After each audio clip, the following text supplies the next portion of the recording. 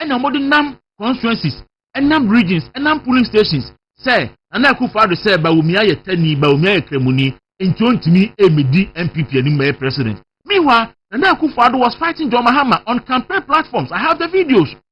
Said the Intina, Omo casting Baumia Teni, Baumia Kremuni. And to me can say, Nana Akufo-Addo office should issue a disclaimer on Sarumono. Omamua, and the Nemua make us say, a Busu Nemu Omode a campaign call. Then enter a Saba Bium. The one who some use Akufo-Addo DBA, Omode Bessi Mua. A free and son of Akufo-Addo office.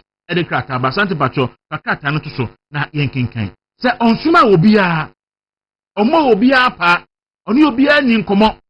On country will be a say, National Council meeting, no, Manemaso. Conference manemaso asante nti krata no na asante dia to sha krata yi efi his excellency the former president Nana Akufo-Addo the office and omode krata yi aba same o hwe head ayi na Nana Akufo-Addo letterhead and was no same for immediate release my attention of this also the attention of this office has been drawn to two separate publications on Hotel Ghana and Ghana Web alleging that former President Akufo-Addo sought to overturn the party's decision on early primaries and to postpone the July 19 NPP delegate conference.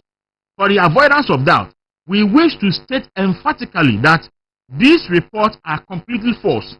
President Akufo-Addo, who has been out of the jurisdiction for some time now, has not made any such request on the party either by a petition or any other means, and he does not have any such intention. Clearly, those behind these publications have an agenda of their own, which has nothing to do with improving the fortunes of the new patriotic party. Hence, and Odiaba signed office of His Excellency Nana Akufo-Addo, former President of the Republic. And Odiaba Santimidasi. Etikate President Akufo-Addo eho eba yini. Nendra National Council kushiaye. Eya me de say National Council members no etimi stand on grounds. Eka say Saturday conference no ombeye. Eka say 31st January abaye so mbeto no de ombeto. Party ni ntimi nya party no emobi ansay no. Party no crossroads. And party ni here bold and decisive leaders. Ombetimi take a decision, no must stand by it. And the baby said, a general secretary assembly. They should put their feet down. And they should crack the whip. Honorable Kwesi Amoakwata, chairman of the disciplinary committee, Honorable Patrick Abuama, secretary to the disciplinary committee, Munti, and a disciplinary party. Because they knew for sure, the party now refer ni pami and Sadi Amamu. So much near transfer, ama Sankrofono, so most Sasukia, Matthew Mason. So mo so wa yakle wo mo a anka sabre indiscipline bebreba aba party no anka ejai anka indiscipline no ejai ene nipa bi kasa yentimi nkasa ene the party na bedu ba bi a yeso wo sika dia utimi kasa woni sika wontimi nkasa wo sika dia utimi kasa woni sika wontimi nkasa na hakma no so adman no mo so nkasan wo mo a edio mo sika eyi ntoboa Namodi top party office, Emma party no, Akamoson Kassane. Dambo Trenum, Omo Eko Eza, any Amwa a Brie, a Bromu Mojani, a Denim Watinum, Akamoson Kassane. Akomo Kassane, and there's who Nisika de Untimin Who Nisika, Untimin Kassa when people. And people Yadiscaneto. Party no, Yadisika and Neto. Na nia ya ne se omu so esare nyina ye omu nyina nsoso no party na mo manyeska party no na mo manyeska ohe eka Ibrahim Mahama bo NDC fo ho ohe eka Juro Zebranom ebo NDC fo ho ene contractors bi a omunti ajami ntimi mbo mo di bi ko omunye open politicians NDC do Mahama time omo contract akese emo mo ye because of NDC ntia ohe eka omo bo NDC ho omumu hwan na wate se waba abonten na what take part ni ransom na what take part ni hostage na opeso the party no eye ni ope na ope ni will send the will na enkoso party ni new patriotic party leadership of no led by general secretary no and so we are strong and tough mamun suratem ni die wontimi mbo ba si bram party konwi enti mo so atam didi amon sori no be fufuro mra adan ena ye mo party ayi ni pedi party anim da bia mo pese kodua e look it so a very weak leader mama kodua anim mo pese mo ya na branch no look say or you very weak or you indecisive or you non-performing general secretary why adenti na mo yesa adentia party ne koto party kotrase ne take decision council na ya ne say san krofo no nyina so mo council meeting na se na mo nyina ma take decision na kodua edne sa hyase na de aba abonten ode ba abonten wie ya pe na mo aso sponsor krofo to de bia mo ankasa na ma ba abonten na ma rubbish council statement no then mo put kodua in a lighter esese o acting na o crack whip no o yansu wie ya kasa kodua oni we afenti na kodua wa ye senti na senti na ne party no aye basa kodua me ka kire wo mfi bebro wanim wo ya abrantie so one fa wo na nsi from you want to take decisive decisions on some of the issues I can assure you you will go down as the worst general secretary ever and it will not be your fault but it will be say one man ho kwan emenkrofo bi anyom we enti when no party no if it's abiri kono mun take decisive decisions na mama NPP enya na nan so na mun timi fighting for victory in the next election NPP wa chance so bet me we need 2028 NPP a greater opportunity so bet me we need 2028 the only reason why NPP intimi win next general election is indiscipline and self-centeredness and selfishness of some individuals as a party nim on person mo no mo kasa party ni tie no bi de kasa party ni tie mun kwa bet me win election when people mu o man sa so ne hwe why na nko obet me de on nko ani sika ara ne presidential and parliamentary election e party mo man sa so ne hwe ade why no why no so on nko obet me de ni sika ara ne party no efie ikosi ase and this is why Honorable Dambotwe has always been of the view say the NPP should build a stronger party. Who build this stronger party we are? What the Akoko Krajina party needs to be doing. And a typical example is 2016. Before 2016, he suspended national chairman. He suspended the general secretary. But because the party was stronger at the base, the grassroots, the constituency, the region, Omu deliver victory headed by the new patriotic party. Focus on building a stronger party. Na party no enkonenim. And I say me na dream anya course we bring for frame. Say you say yakotia tia ma untumi e wo national council meeting ase. Very unfortunate. Very unfortunate. There are publications out there. Na force frame me bisa na me say me na council meeting man kobi. Me nya council member. And so then call for frame me say you see akotia tia ma untumi e wo council meeting. As na me say man so maintain nka. Eti council members no ebe ka kire mo. Is that how we want to build the party?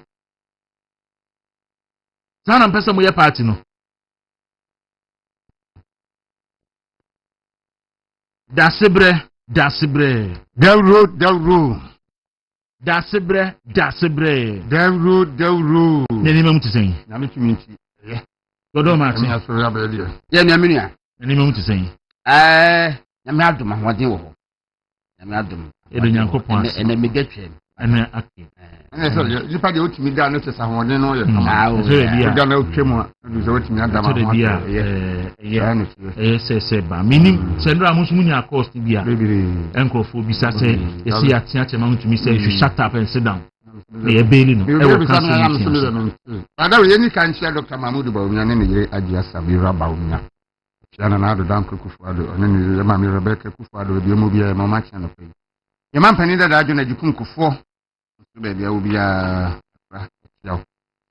ya osahin kwa me na afenyo marking minority leader onye deputy Honorable Patricia Piaji minority chief whip Honorable Frank Anodompre ni deputy Honorable Jerry Ahmed yemi ni minority caucus in parliament no mo mi na afi Professor Kinsley Nyakwa no pay e bia wo bia ye chiao engineer Jonas Ajiman of the Gambia ye mo achi anope yo no ya na ni do fa da ro ni ha Mrs. Efia Nyako Abeta and my Mrs. Victoria Duncan to US and Mr. Martin Ofuri over UK. Which are for most ma mutie ye Ghana ene amahuru nyina so no so no ye ma munyina atwe na no pay ye ni se twere mponyankopon adum ti nyina ye ho ye ensem no mwanwa na me question kan me busa na odi kai aka na kan me busa se woni ene o ma sori se National Delegates Conference ya nyamya do me da mpanifo de ahye se e ba so na o mo nsesa no ebra no mu take decision na o mu ni ho ana na me question no but se na o mu nyina awo na ya na nwanwa se party nyina bakwa akohia na so no obi bekọ nhyiemu akọbọpọ na obepia bonten na obeye no se wono na wono de opẹ nyema yesi na foforo saa nipa no woyɛ ne titaafo a ya na wahwe ne yie obia mpanimfo na sɛ kuo bi bɛkɔ meeting akohia akotake decision a wo saa meeting no mu on raise objection na bɛka na no atum na ya wie no obɛba abɔnten abɛka sɛ ɔno de ɔmpene so no saa nipa no yɛ nipa bɔne ni wohu na hwe ne yie because minyi sɛ ɔmo meeting no mpanimfo ka sɛ nyame yɛ adoma 19th of July yɛbɛkɔ National Delegates Conference no ɔmo ka sɛ yɛ force mo obi nka ho hwee ɔmo de two table no so sɛ yɛ nyinaa yɛ mbɔbɔ ho wo ho bi wa nka hwee dodoɔ na agye atum sɛ ɛyɛ yɛnko sɛ dɛ ɔka yɛ ɔmo nyinaa de nneɛma bebree toto ho ahwɛdeɛ bɛsi daabi sɛ bɛyɛ na January 31st deɛ yɛbɛtwe akɔ akyiri nti no mo ya sɛ ɛneɛ yanyi we no emfiri hɔ sɛ yeyi National Delegates Conference no efiri hɔ dia na ye postpone dia automatically na presidential primaries ya postpone na sabi obia odwene party no mu asumdue ho no o support 31st January presidential primaries because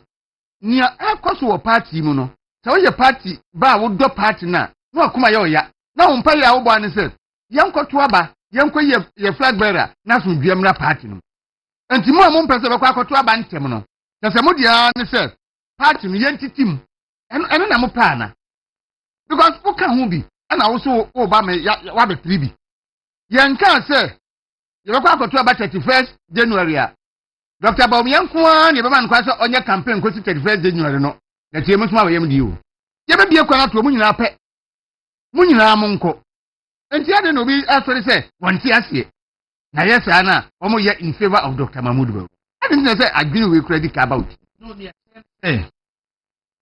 say police station for who sisi ana ehu ni say enipa bi a wo ho ne mpese abaye betu ombetu bi because somebody ye got to police station no mo sponsor candidate ni ye yi nyina free ho ye mu free ho wi a no mo do mo crop abegu album no so na mo manya kwan omanya kwan akoto aba enti wo ya say so sanet enya sanet said dia me enti ase enti so ye police station me enti ase executive otu aba we bia unu say won ye omo call for yanko start police station dia no on person yi mu free ho dia wo mu a no enya sa anka bibie ni because bia sipen enipa 296 no omo ana 298 ya anya election bia from police station at the time no party no so crisis mu into yini leader antem kofo nya time e dey year campaign e mene kofo ye president into ade nti na crisis aba na say penifo take decision na ya me ya na say national council kasa wi a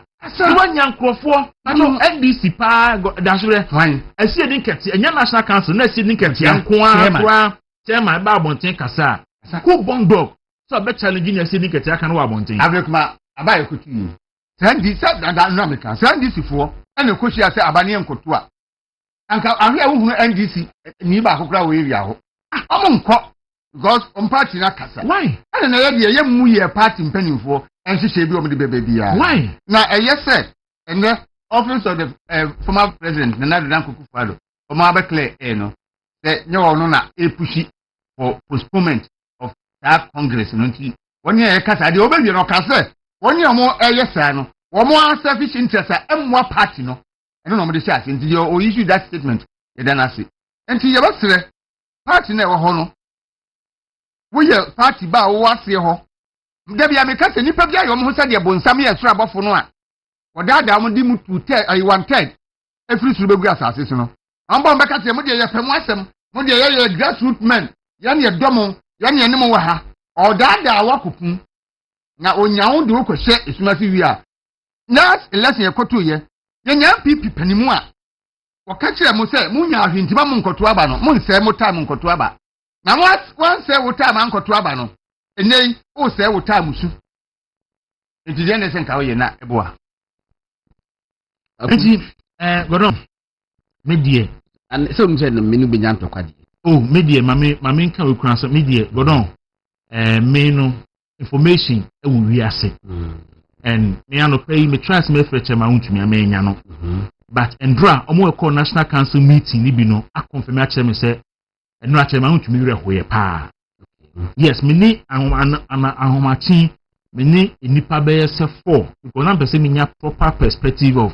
ene me call so national council ho na me per chairman me nya ne nti nsem ni bi woro mo aka me ka ne se di sitie me fancy but me nya chairman untumi personal ne nkasai but mate from omo a call council meeting ni bi ni say endra treatment a omo de chairman untumi fa so council meeting wono endra chairman were ho yen nya ne nko a empanifo bebre call council meeting endra no bi esefem ye e ka say enipa a opese udi MPP animu a enya sa suban na eso danadi enya sa suban na eso danadi je say endra chairman were ho emi nim se nuti no wadum ni fo a anope ya na se me friend na on fa idea me I can't tell mami too well endra chairman esa kuku osan kokuma sa na adwena okay ti mi gide say wa bre e be ko do very late parent wa bre ti bia wa to no but the chairman kwa ati ni na say ubi friend was asem we hu a me pacha was ma chairman en sawo Kwaku say ade a ye wi ase pa ni say ekomodewu na ubi ama bibie di na wasan de no di ka won po ala se de what they kai wa num esa ma wudi areho enti se Kwaku se wonya enti se chairman e na ne reho ya bigidi se ne kwa so eso di areho however se ma metete ye no enam se na mini ho bi nti me fa ne se sa asem na now it is not in doubt anymore away no cre me ba me ti en go be bra confirm say Dr. Bre Champon bra se ma wuntumi story so work asa no Dr. Bre Champon ka tell me say you should shut up one country no otiano na the begin who's now who's winning ho it dey yet me battle no me ni pa fo akasa o ma ka tell me say otiano but me so obi abefa from different angle okay enti no so ka tell say you should shut up na nansia na wo man the bill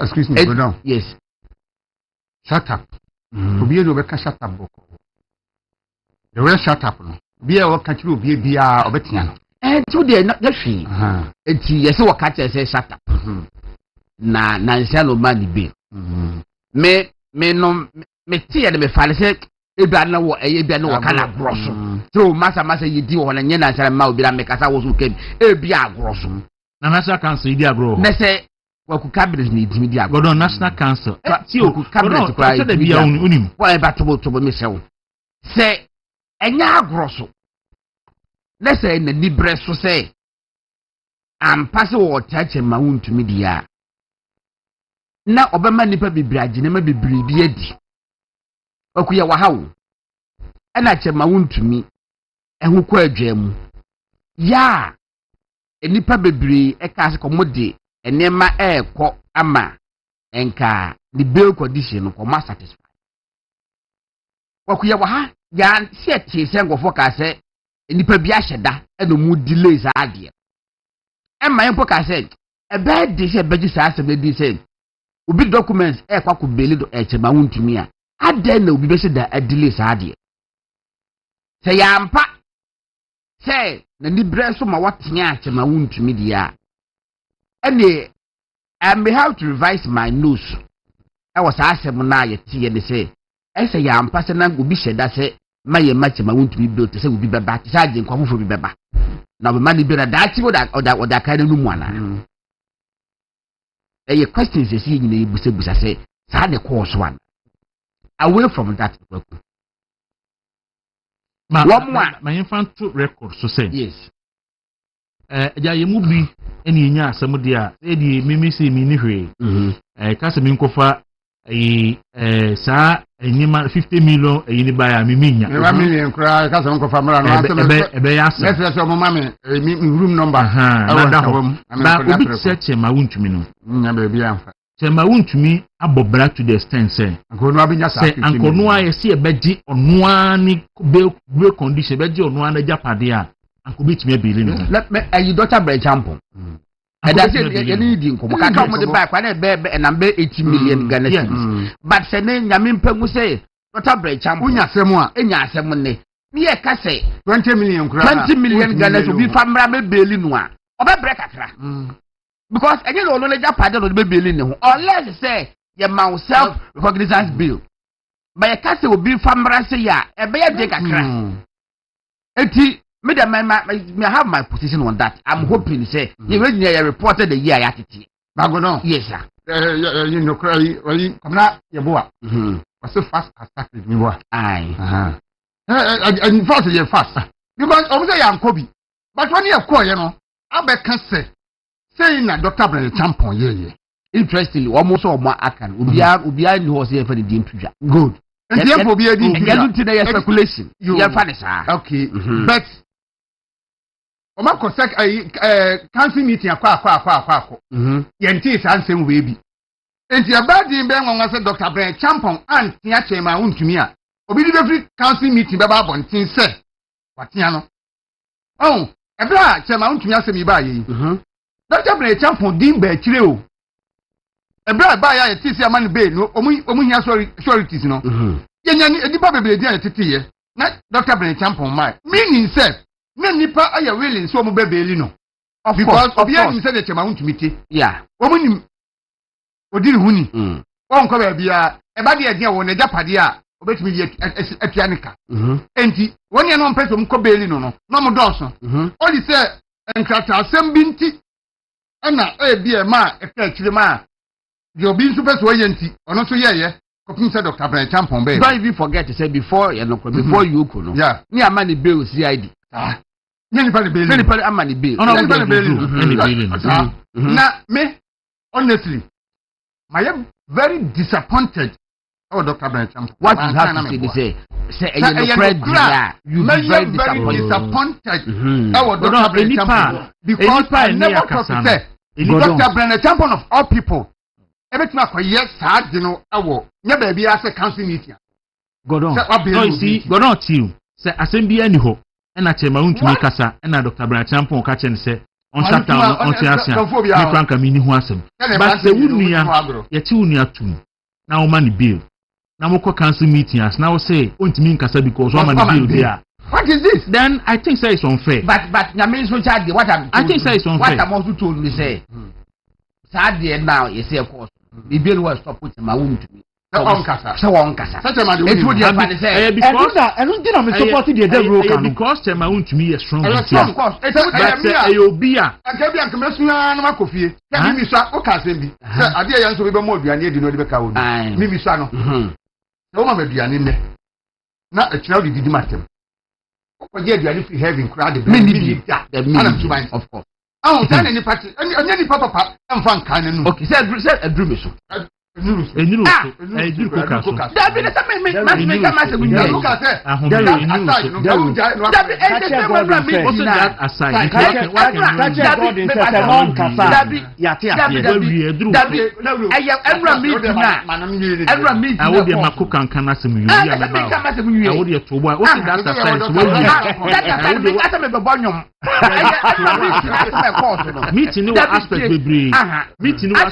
This aspect no metie da sebre metie wo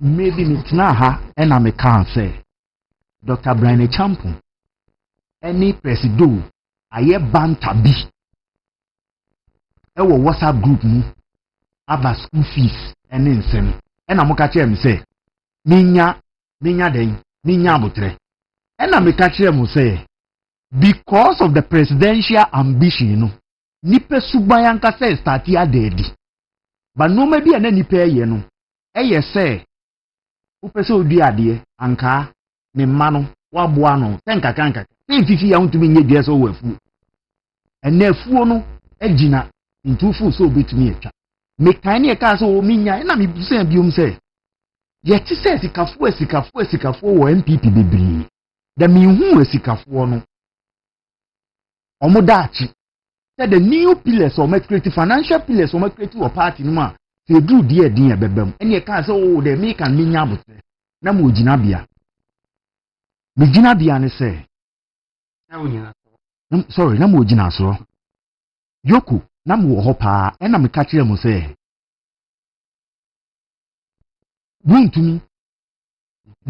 chairman wuntumi ni lawyer no okay Mr. financial pillars no financial pillars me nye ho ne hia me o mi ba o mo de to boase any pa support party no obi se branch champion wuntumi nka se on support party no to boase it mean no that's not what I'm saying. What I'm concerned is say so we party penny na unua party penny nya asem na wo boa no a yen kan baby asem nti onka na ntumuntumi because you gonna be in public say onabo kana Japan e ka kira abro nye say on tran kana ntumu on tran say na ono esikafo ka say hia ni ntumi nkasa ma toka ma me kasa na wo kasa hold on na me komra that is sa culture no e na me pese ye hona bi du say e ye populist adia ye du ho a MPP party no yen ka so wo sika ahia fo ntumi nkasa mo ye sa dia then now obia o ye hia ni bia be ka say esikafo agro de me ko ye den wo my corner ne the Bono East Regional Secretary ma MPP Ra David Boache ini enkomo kakra obani ma chen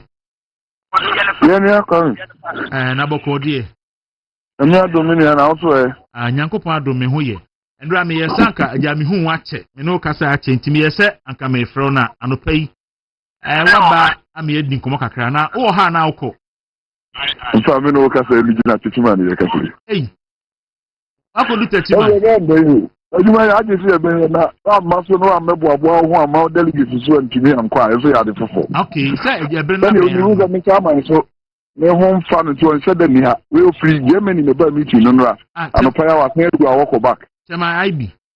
Oba meeting no from Germany straight. Oh, still an hunto no. Otsina or appointment. You ri anyambo ya wada no be back conference no. Okay. Yo, Mati. Entra moba conference. A National Council meeting.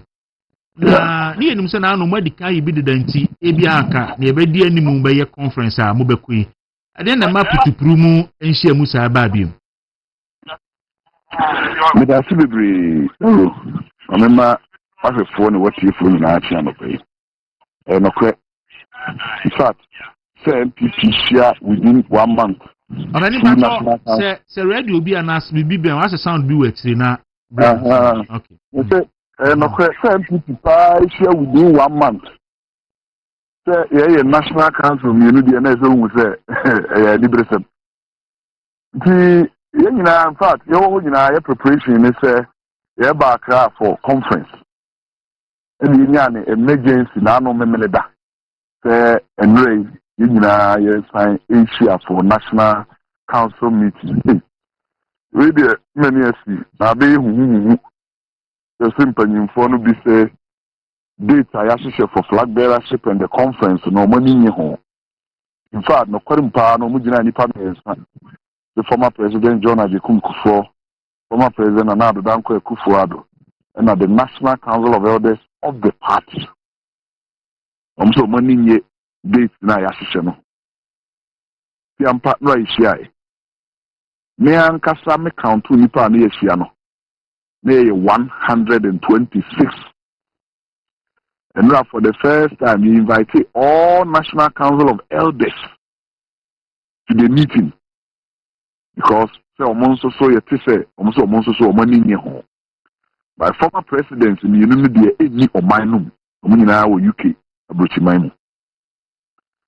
First, yes, you know, the agenda on the same penny for any date.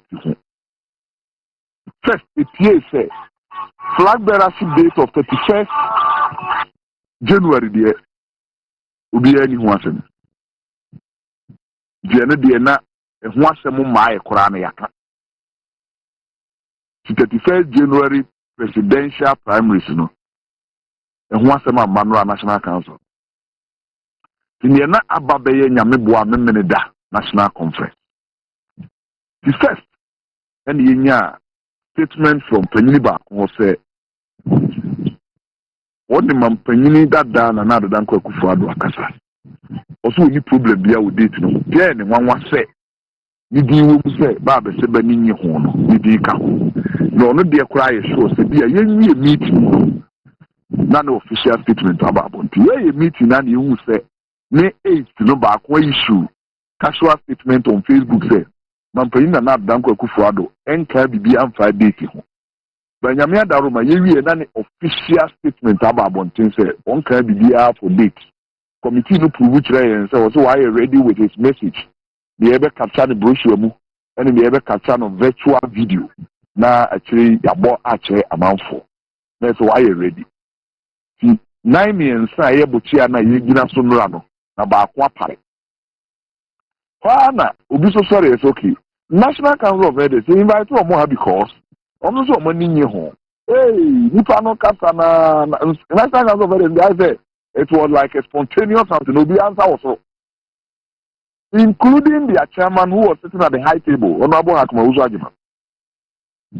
What Honorable Hakma said, don't mind him on I know, say, National Council of Elders have not met anywhere to take a decision and say they are not happy with the date. Dilipano Okasano. On redraw. Now on patcho. Go Kasama Showmano.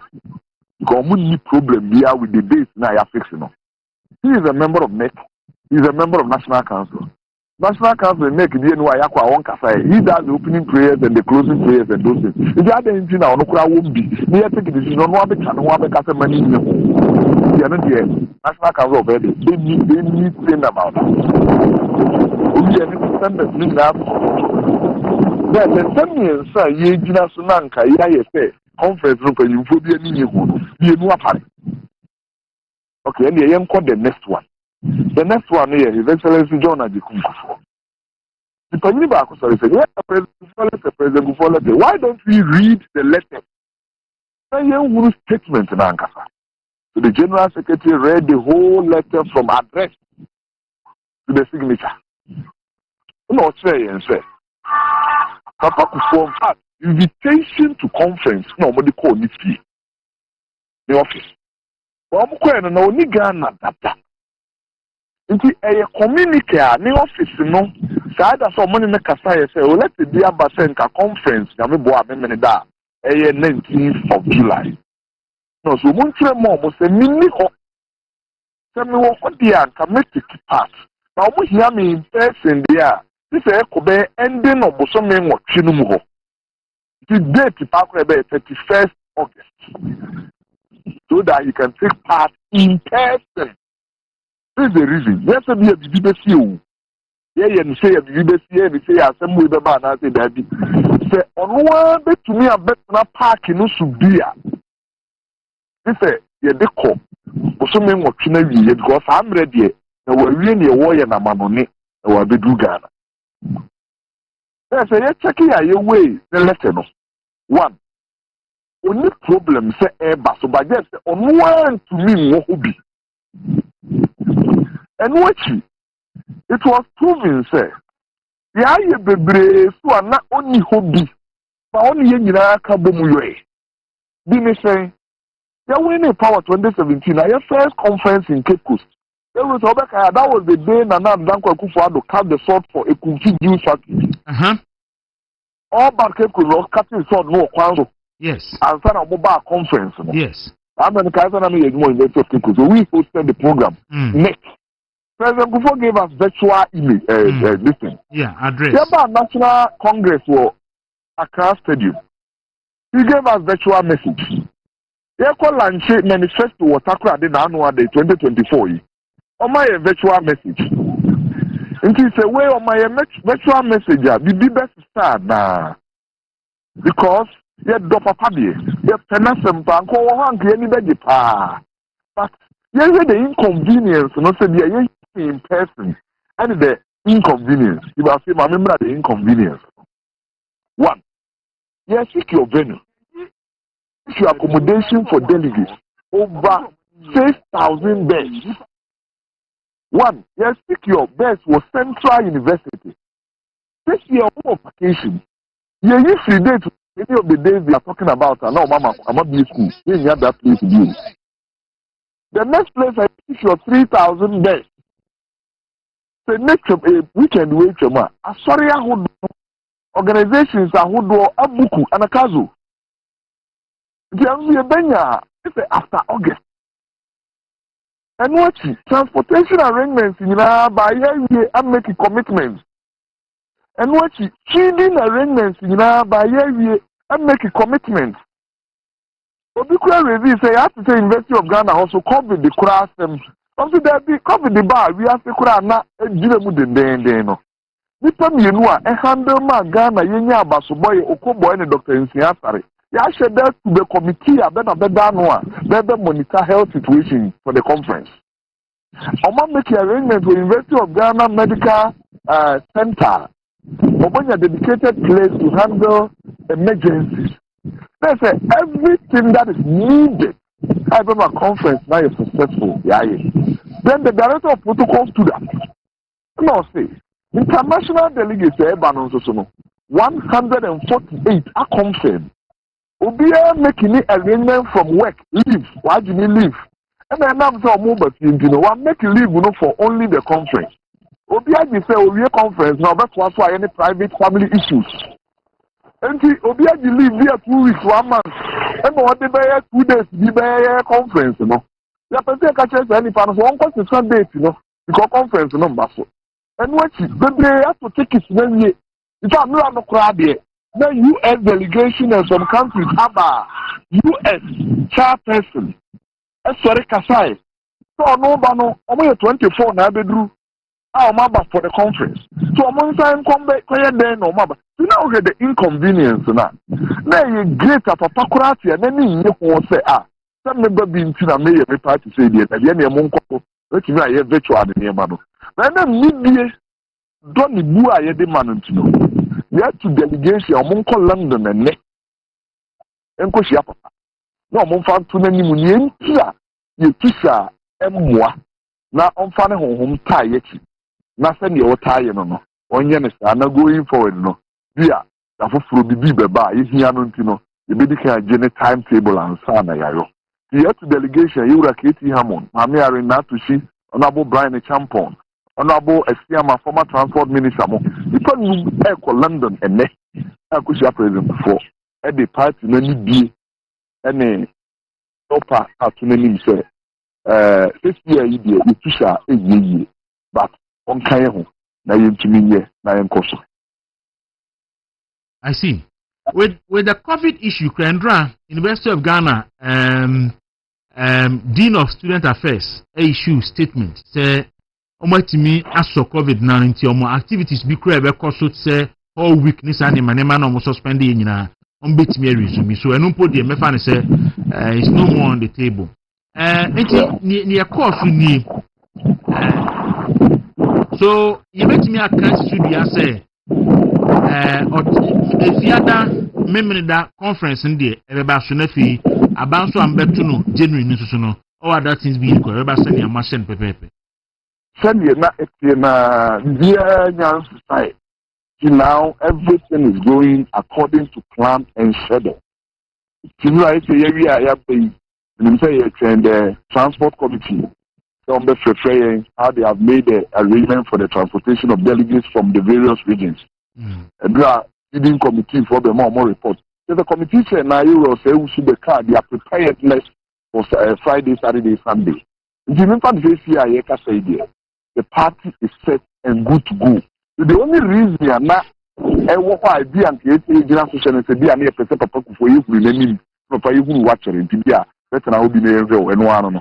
Okay. Yehu krataa na sɛ a statement o minim sɛ na yɛ public statement sɛ interview from Honorable Joe Gatti sɛ ɛsɛ sɛ yɛde proposals no ɛbrɛ mu a month or two ansa ne akɔ akɔto aba no sɛ nkɔɔ eti article 19 of the party constitution general secretary ne nkurɔfoɔ abu so as a regional secretary no proposals ɛbae no abɛdu mu hɔ anaa. Medase paa. For the first time, in fact, that issue is over for discussion. And then it was shut down within 5 minutes. Because it was one statement to be made here. You know, I say, we answer, no one are correct. The person raised the said, to tell me, okay, well, when the penny be horse says, say the same, but honorable, you quoted wrong article. He quoted article 18, but article 19, clause 1 to 3. And now, you read this publication and they say 1 clear month before the delegates conference, you know, as a test our publication, you know, of all the motions, you know, where there for the first time, all the raw motions as people proposed, you know, the General Secretary published it on the 18th of June. By Friday, now when you have 1 month in our confusion, it's the Saturday, I have 1 month. Then the one you say it's well published long time, 1 month now. The also the Obia catcher and said no, it was proven there say it's been published over 1 month. Let me actually say, and people Libya said the way acting no is serious. I wouldn't make in kind of much road here. Who be some propose amendments with the baby catcher. And a 300-page document, 303-page document. Okay.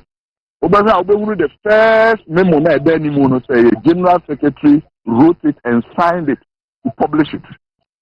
David, anema ekosi any conference am obeye ne ho sensimi nyina no. Yes more yes idea to favor one particular candidate in the upcoming presidential primaries. Intina mo yes nyina.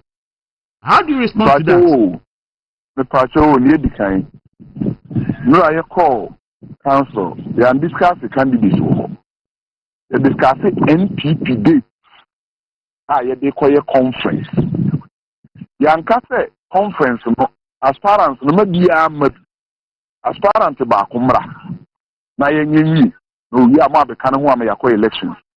Yenyi aspirant ba ku bi anyina ho. Arrangements ayeye bi any aspirant bi di wom. Then the MPP for any deal. The fan is in the Yako conference a year.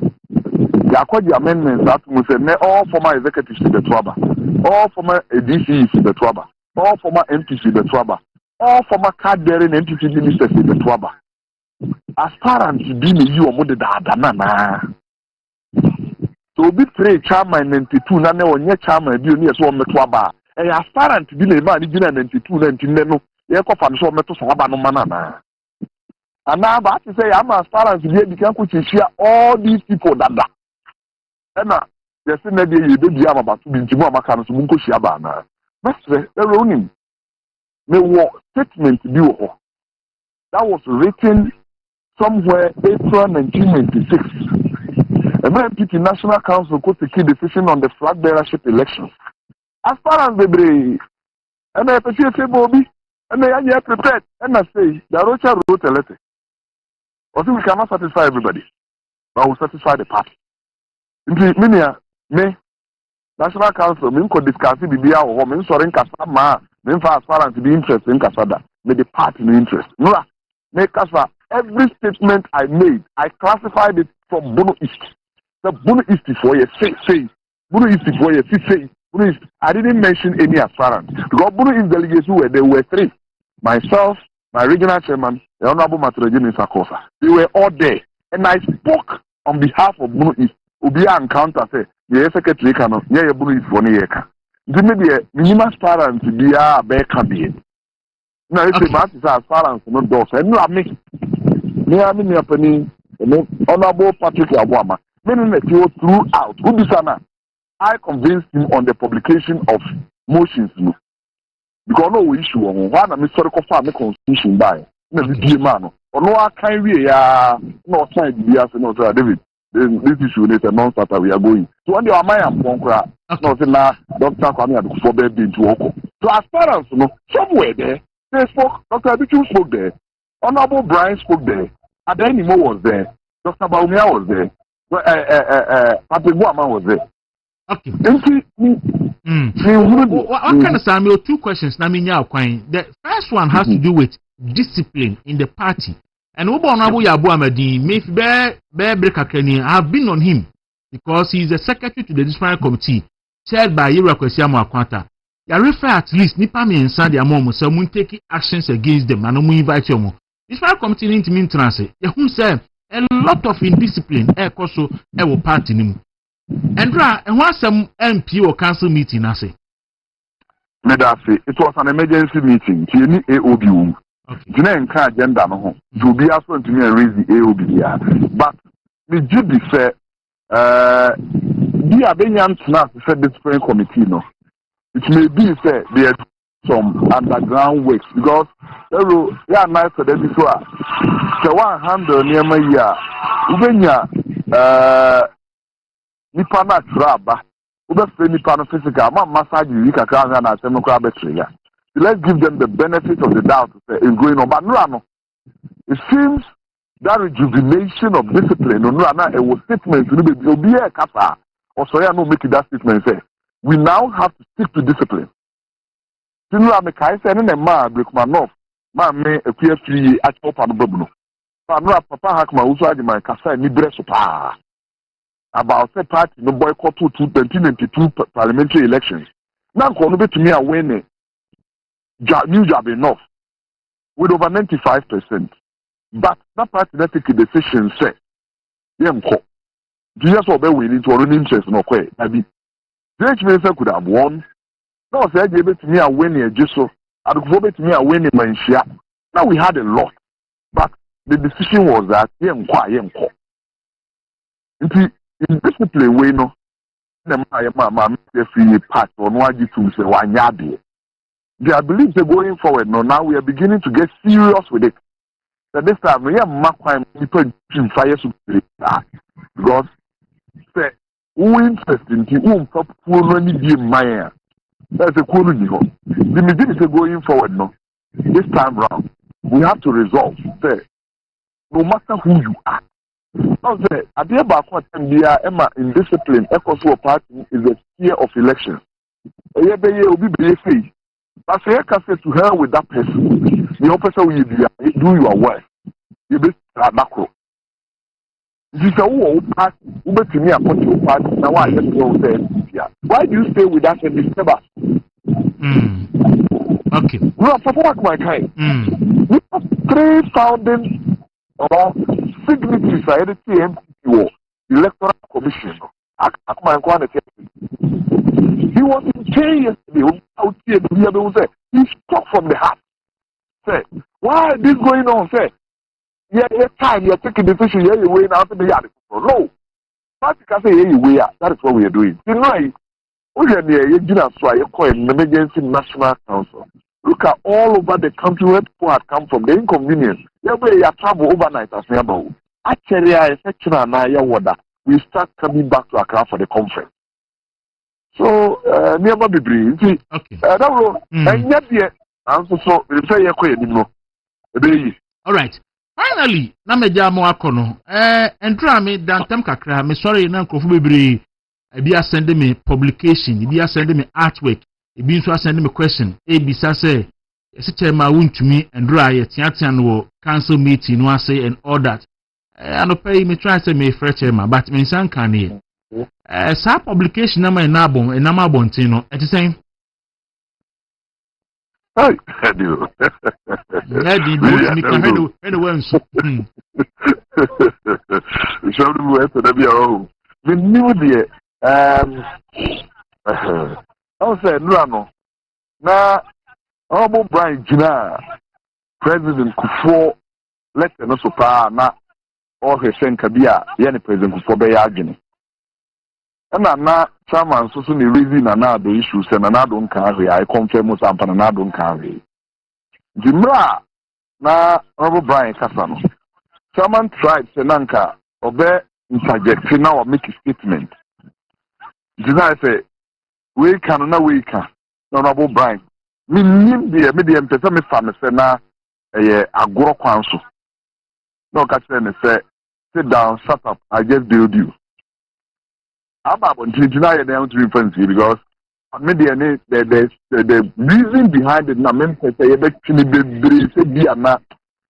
it was in a negative way. Be another would say now what in India no can be agro. But now you be an entry.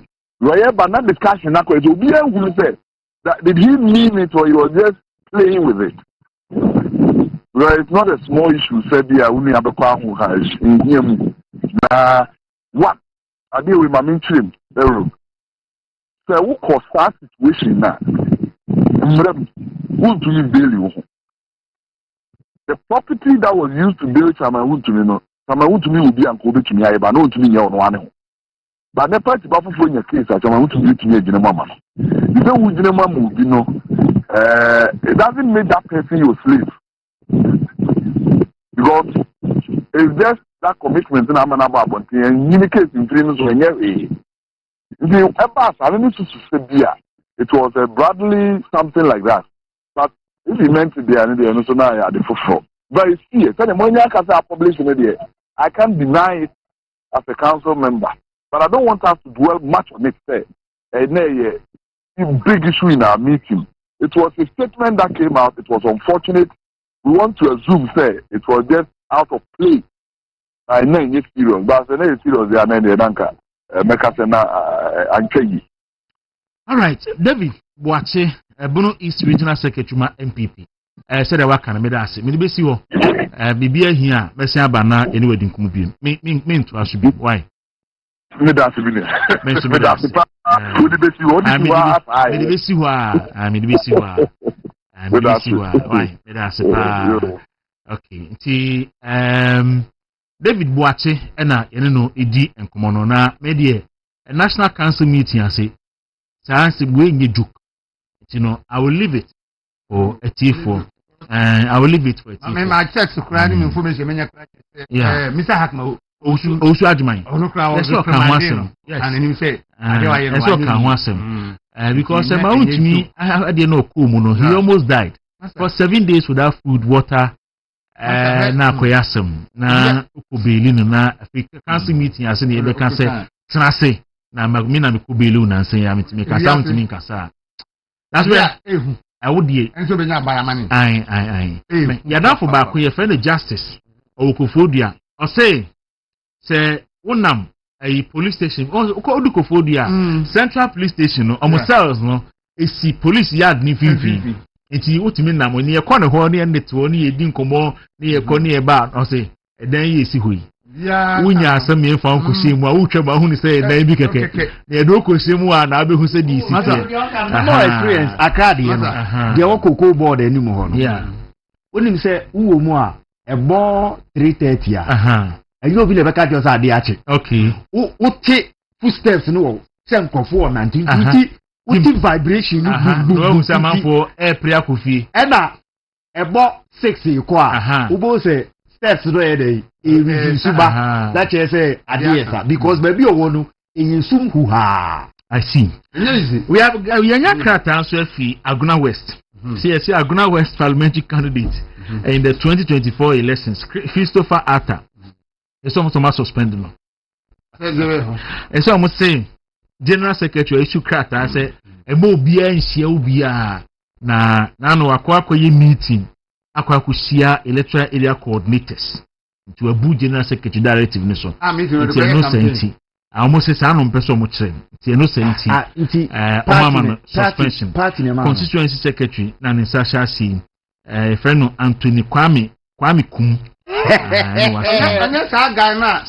2024 ono aboya campaign ti a party no ono bibi ha no so no di otimi koye campaign so wa bodam ono do otimi bibi ha na agini otimi koye campaign ade no auto office mo kura ki no 2024 party election no Now we campaign to party. We want to go to party in suspended. It's what we got now.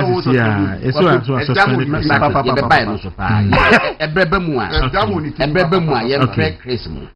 Oh yeah. Because I almost the casa de won't put the second you maybe. This go. Me what evidence almost possible. I don't know what sign. Hotel Papa D kese bi wo ho. E said it's a Greenland hotel. Yeah, Greenland hotel. Meetings or moya no hall mu no.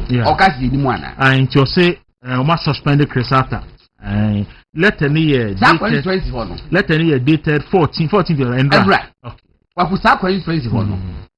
E was a party na a friend peniful na. Yes, kwani se be ye din. From former Central Regional Minister, if anything. Kwamna Duncan. Dabi Obano. Very good. Very good. Asan. Ono yes a friend. Oh, ha, yes. No mo stand here pa say was support to MPP candidate no e wole 2024 ana. Ana say was support to independent candidate no ana. Enema independent candidate no wo che no. Na esenie ba bi. Kwaku afi koma udi ye. David Wachi, a young man, but Okasa papa, Nansa wom, Mukasa. Namu Puishano. Kwaku, Mira Hukaka.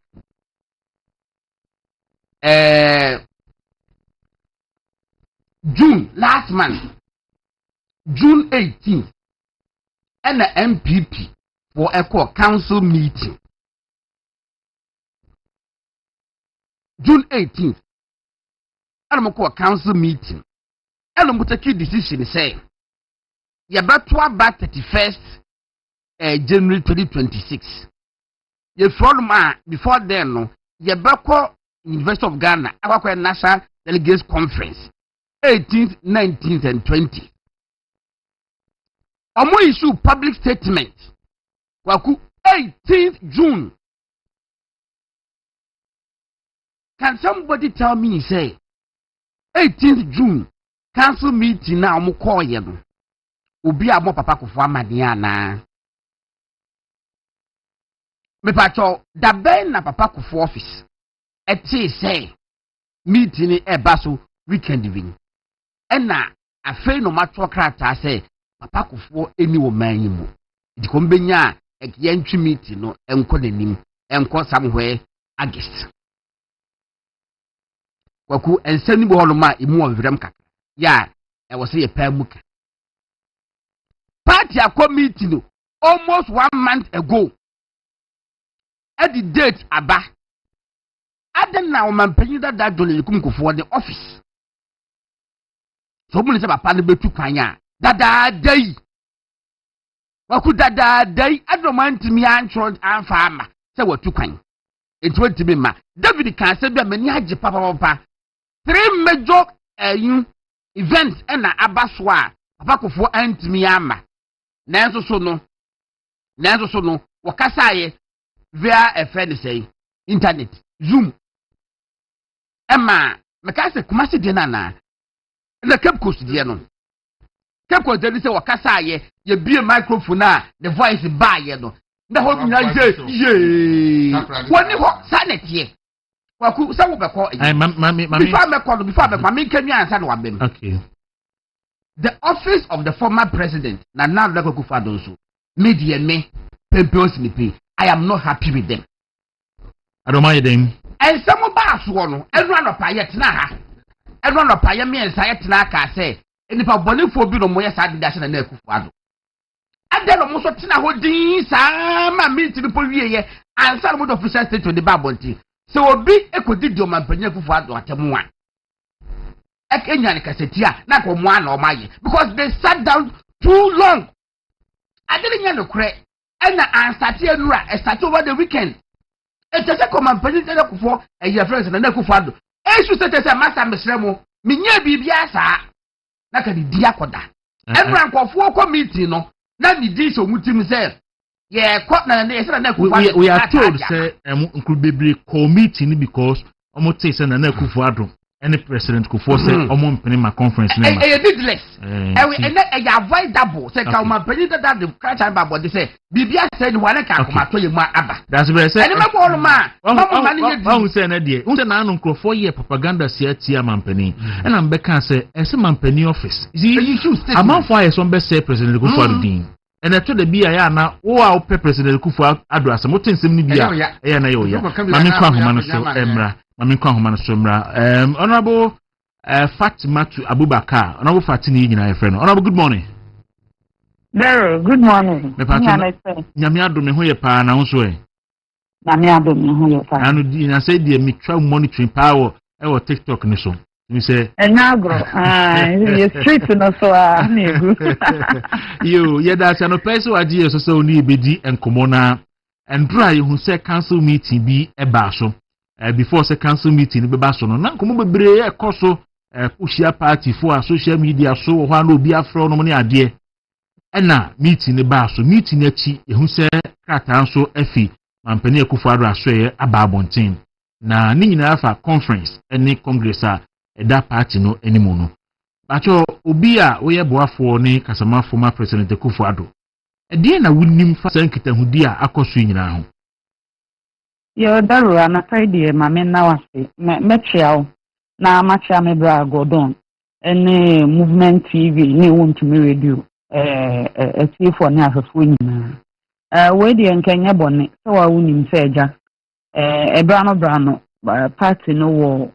empanyimfo ene eku ahodo a ya hwehwe party na mra emu a ye hwese afi bia esi timi koye nhyiamu anaso enhyehyɛ ya esese amanyokuo no etimi faso edi mpanimfo enti unim se a former president so me am boss president Nana Kwaku or a member of the National Council enti ye co opposition kwa brano bia na National Council meeting oho me na me ko bi me ko ja no kwan ba so unim se oni ho de aye ni ho kwan se yetimi ko ho enti ye de me hu se me se memeneda ena me hu krata bi won framam a esusu se o mampani dada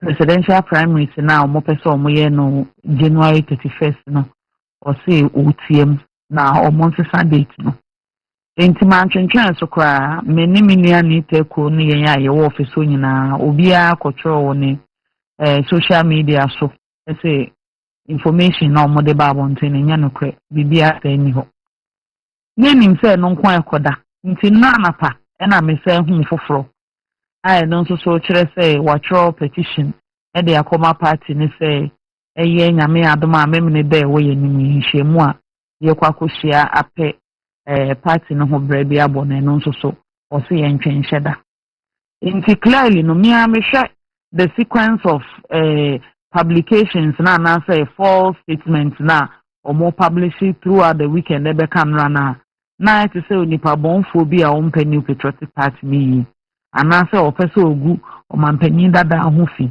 ana say o toto nsem hye na no say be ya ebe ma ne ho abatan ana say party mufo no odo bi omo ma na be firi omu na ho be hia say mitimi de krata babonti enti na enra me de krata babonti no if you say bibi say na aya say be ha say NPP yeah political tradition yeah political tradition the longest one in the history of this country. In fact in Kenya NDC for mponi afefo so mo mobile in chase parties ahodo any omo sha ase na agu omo mbeto ye kura agu na mom o share the history of the new patriotic party as amanyokuo ya hwehwe a free UGCC penso eba UP penso eba PP nene nkeka ho a wotumu se party ni amanyokuo bi a na nche ye tikere no fu ma fa Ghana fa na baby a no sabi o hwe ye ancestry na ye DNA no mu a baby busuakuo bi ani ka ho bi baby obi fi bi a bi ka ho bi enti ama party na ejina brand enya party a wo betimi de misinformation na say atro ana pepe mu aguno preko pesa enti mi yeti bibisa na eyade hapa because we NPP amanyoko no so ho a MPP President Nana Addo Dankwa Akufo-Addo were contributed to the development of the party papa. Obaka who say do maybe until 2010 sana ye koto abakra na nya delegates ne bebre the polling station for ne nyina no munya etudi. Nanso abrebia wo na dwen kira na se bibi ogidi say ye the bas reform ebebo party no or the national council na so eneko. Enti onye obi a national council na say na kebe take decision a ono no be fa koti kwan bi so ana obefa akire akotro krata aka say onfo aso no person otwe omanu si from bonia na ojo omasen si bonia na bibisa enti ya de nwanwa pa se obi betini ahye baabi na wabo epoboni bisa se ode ensem bisa eba abonte abegu papa no hofi enti no a krata de beto abonte na asenti awa me ankasa me ne omampanyi dada na ye adwuma me ne na kasa me ne kasa mafo krata bia ni baabi a ya tro petition akọ baabi a say ye pese conference ya ye be na memene de ye ntwensensan in fact that remopo no mpo ebi fa ni ho on fa phone no mfre obi an kan kire ni say o mu ntwensan bibi fa ni ho enti me pa say either by expressly and also by necessary implication President Akufo-Addo make any such request on the New Patriotic Party. Now, in fact, Abraham said, "Me crabo kura no ocho ni speech kura and kanana musimi be deliver man on Saturday. Tukura no mama.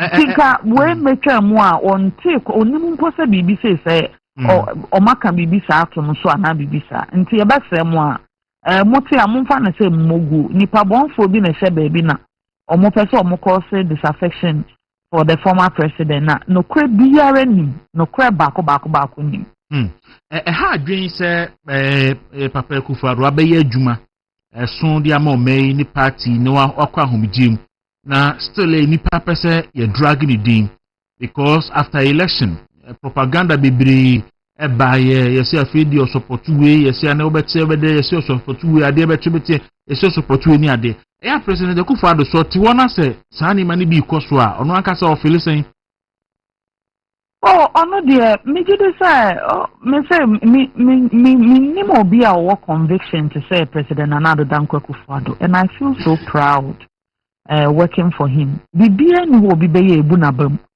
oya ade a wo ye free na kuma mu oye no say wo pe dodo ni yie ope oman ni yie edo de ese ani be so ye ni nso no de onim so otumfo nyankopon a owo soro no wo hu na nkamo wo hu ni nsusu ye pa enti nya de ha no kra at the end of the day no be kan ya 2020 primaries no mu ebaaye no omuso otawe echi ono atu na nu mutuo kan ayi me gidi se mo benya videos on the internet eso ono no wa be panyin na oda party na no se ka se ye kopre obi obe na na musini ana so obe frankatuni ami akwa election a ontimi nhuri nkogina ba akofo echi enti obetwe no ho na nyame adomo a ne party ni beyin bia ne nyina ye de ahoɔden akɔtaa na echi ami akɔ into the election eno so mo accuse ni bebre sa so at the end of the day no ye wi and the party was on the road doing campaign kra na enkrofo mpo refi say ye accuse ni bibi sa mpacha so afi yes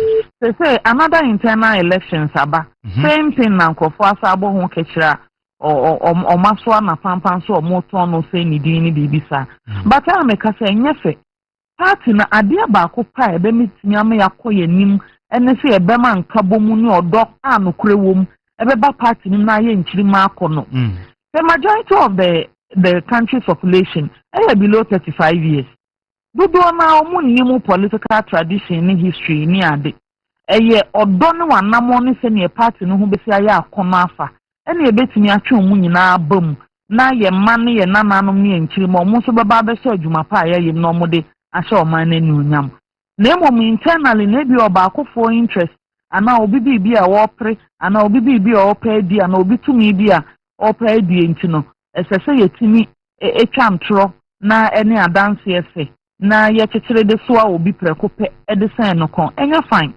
mesre obi a say nkabo mu pe na be me edi nkunim in election na nkabo mmeba nso so esese no kure no kro ye nso so eba party no mu so wo say obi din wo ye obi ayakayaka de wo show obi ani ya wo twa asem to no so wo di wo ni ani a o tena akofra ne so o mmeka mbo ma wo mfi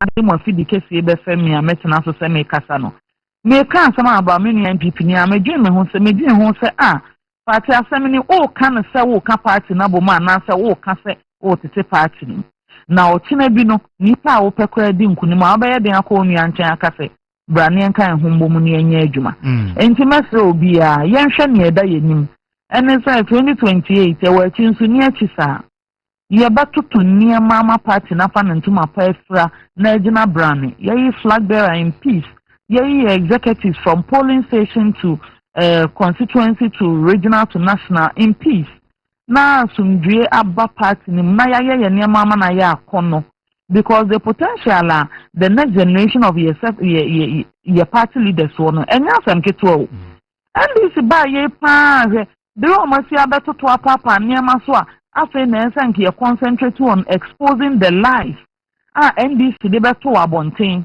ene cathedral no hu so masa omachi eye galam say and what is NDC ni bi aka state of emergency bill Debbie ene LGBTQ na do Black Star Square enka under President Akufo-Addo who bondo enka simple enso so mutimi ye adwuma kekere niama say ye ko an no mu nyina o matore mum efese ye nyina ye kan hu bom na ye twiomo rene abasa ese ade a moka kire Ghana fo atro amudi ye ene bibi a moka ye nyina na maba abatwa U10 na efese ye yire mo na mo ne Ghana fo di ni ye no na ye concentration ni ho because of internal elections ne ho niema. But I don't think that the basis of election beko anasa ne pese odi eni wonte ese obi a mesre obi a ene se ye di empanyimfo ni ebia wo hwe wo na ye babu na da so ahode na ogina na so a wo beka se me de nkame se ye nya ye keka ko 40 ni 50 ni yi no wo be hu ana wo so wa be da ni senior citizen no o tena na wo bre ni wo mfifira wo bre ma party ni na ye twon sre ni abasa ni ye twon abo so na ye say wudin all right enti me yan hwa se ne omo ye ni ne de ani de sunu nko be mo na yan so ye duru ho a ye nya sa ni onyam ni bi honorable me da sia no pay na bibia ni a be san so aba bache abujanti honorable fati na ye no adi enkomo na ye kasama former president Akufo-Addo, the former president of the Republic of Ghana obi sending me message na ni din ka ho o say odwin say David Buache obi a madwimu do na o ka say yi nti anka ye nye no director communication Emma party no in the next executives edru ho no ma ya die bi a good proposal nipa no na adwene mu edo na adwene mu me beda mo ase no mo bre asa before so we ase no message okay greetings to Alhaji Dantata Kwaku Dawuro ni abano no his batakari is not easy kura he wants to use it to bully Godon Aba me kai say that's about now kebi mano Kwaku adibe nyina akoso no there's a total grand scheme against the leadership of the party with Dr. Baumia as target the ultimate target and they want to use the leadership as a conduit you break it down leadership so that you be group Dr. Baumia hono we can why make but Dr. Baumia this okum yensu ansa no ko share nyagopon baby a wo hye no hwe kwa mema grand scheme no me amini abi e fa ne guy G one or two stories degree e ma no book in Japan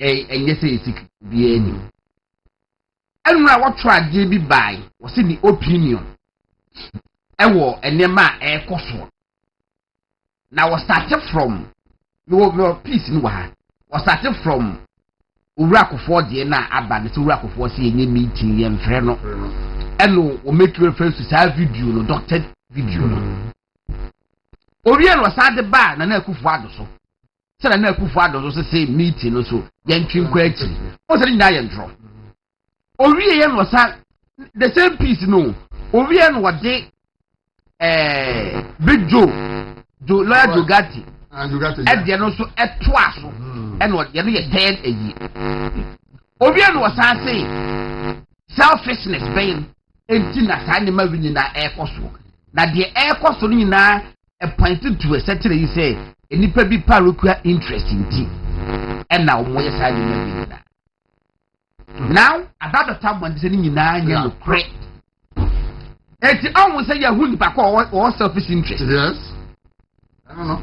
On say isusu atara kwa so Andra me catch them say me be say a question be say every na Brian Champon honorable Brian Champon echo President Kufuor minim da kro ache before say obey that intention credit Patriotic ache in fact relate a patriotic institute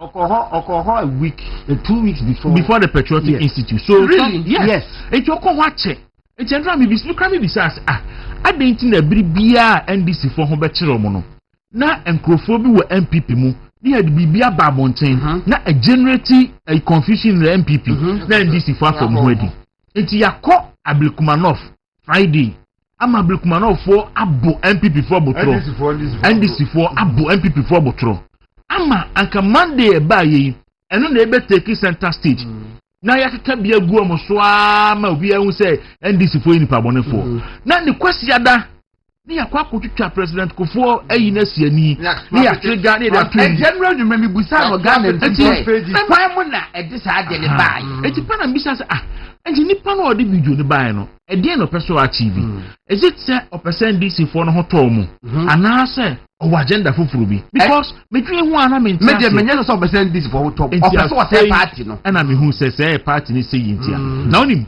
eya me ya some person ma kodua e look say or a week you see and in penny function yes so that kodua take a decision na kwa kodua so when take a decision so yes or a week and to kodua see an wa yes dondo yamia na to yamia na no and yamia na yam on dondo yamia ya tini so ya tini neti and yamia na yam ohun ba bi obekamu afa na kodua de te ho but yes nyame ahode ma na mum media me shani nkran say omun form 9 insi fam e wo decisions ni bi they say no ma confirm bi oh yes you know right up was saying however the apparent attempt to push through amendments without following laid down procedures risk reducing the conference to a rubber stamp affair eroding confidence among delegates. Quotation: this is not what internal democracy looks like. One regional executive told reporters on condition of anonymity. Wow. Obwa. I said, wait, and you know, correct. Was it the base of the party is being sidelined and it is not right. I saw the bomb could say, and a party for Mamun Kabi. And there's a grand scheme. O ma sheda them and more cooking and what trouble. Delegates now who is here no tini. Delegates now who is saying no. Ghana, one more woman say, delegates will not do on a tomorrow tabasa. It's all your time, all your mabu and the opportunity bar on the trace can delegates in Yamaha. They will change the album. We are delegate and we talk now from Yamuan. We are delegate. We free ho. Oh, state. I will party. Enti you say wa wo ho sisi ya no say you free ho na ye di enkrofo ba enti that is the grand scheme so you twum ko akire na you starting fi ase so enu suru ho no me yi police station for nyina ye yi electoral area coordinators nyina ye yi constituency officials nyina ye yi regional officers nyina na national for no ye national for dey so mo ye some crowd dey mo resign ye some resign enti wo ye so resign say wo enkan nsa na tie dia nti yebeyi mu nyina na ye de enkrofo ayeden ye de enkrofo aba na ye de maba ba ye bidden aba ye agenda tu ye delegate na wo na wo tie mi a ye sa osokun ye si ko fie ye federal ai oboa bukwa ye say ni patam aduane program so ko mamuwa adia na nye ompem wa na se mu enya duro na wo mu a na fidie da ba bi afidie da ba bi aduane ni Enra enipa boni ko bi ye flyer bi ba bonte NS Yakumi a wife maybe episode party person mo de ko and also contest mesem enya no ko free party for ho and free ma me so Yakumi abusuafo ho free ma me no so e ho no mo boni fo bi eno maye e at the appropriate time no party be take decision as to why and we been enti no makra fa wodi ya enu ane na wotwe pepa ni kuru for no omo ya de omo vigil no enti no da sebre se otena na D11 no e sha ase na Jo Muhammad de hwe eba settings a eya na ye pese MPP fo bi pese omo ya no mo gi settings no ba Jo Muhammad de settings number 1 was pro omo ba yes what katifu na Kwame je sikuro se me nya den. Yes fuel na e de ma government appointees no. Jo Muhammad say oh tie. Se ochena na odi D11 ne be chance. Enti ochena na odi D11 ne be chance nim se Ghana fo be kasa nti ano pe wa ba bonten. Oh efi na kwa appointees nyina fu e de mo mo no na kate e mo mu bi. Wa kate wate so. Oso wate so. Onyi wa kate. Oso wa kate.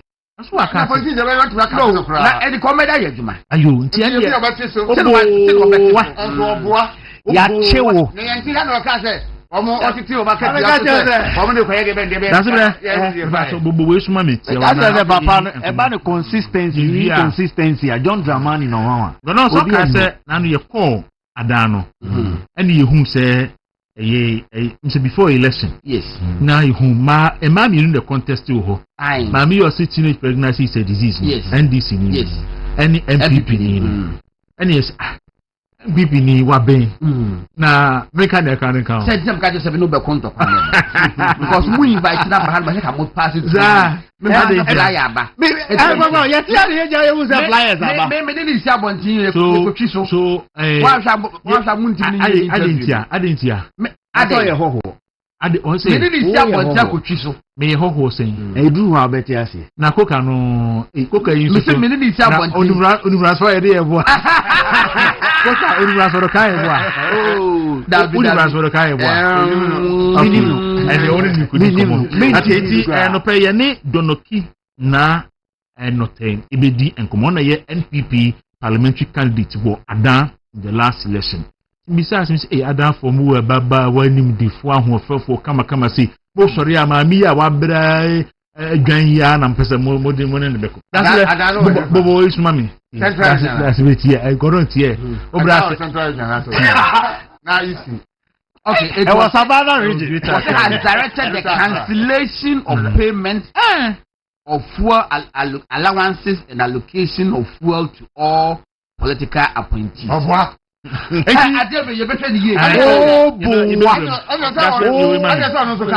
mami na yenko. Abuja for ya nchemu Ezados for aso yenko pe enrunto.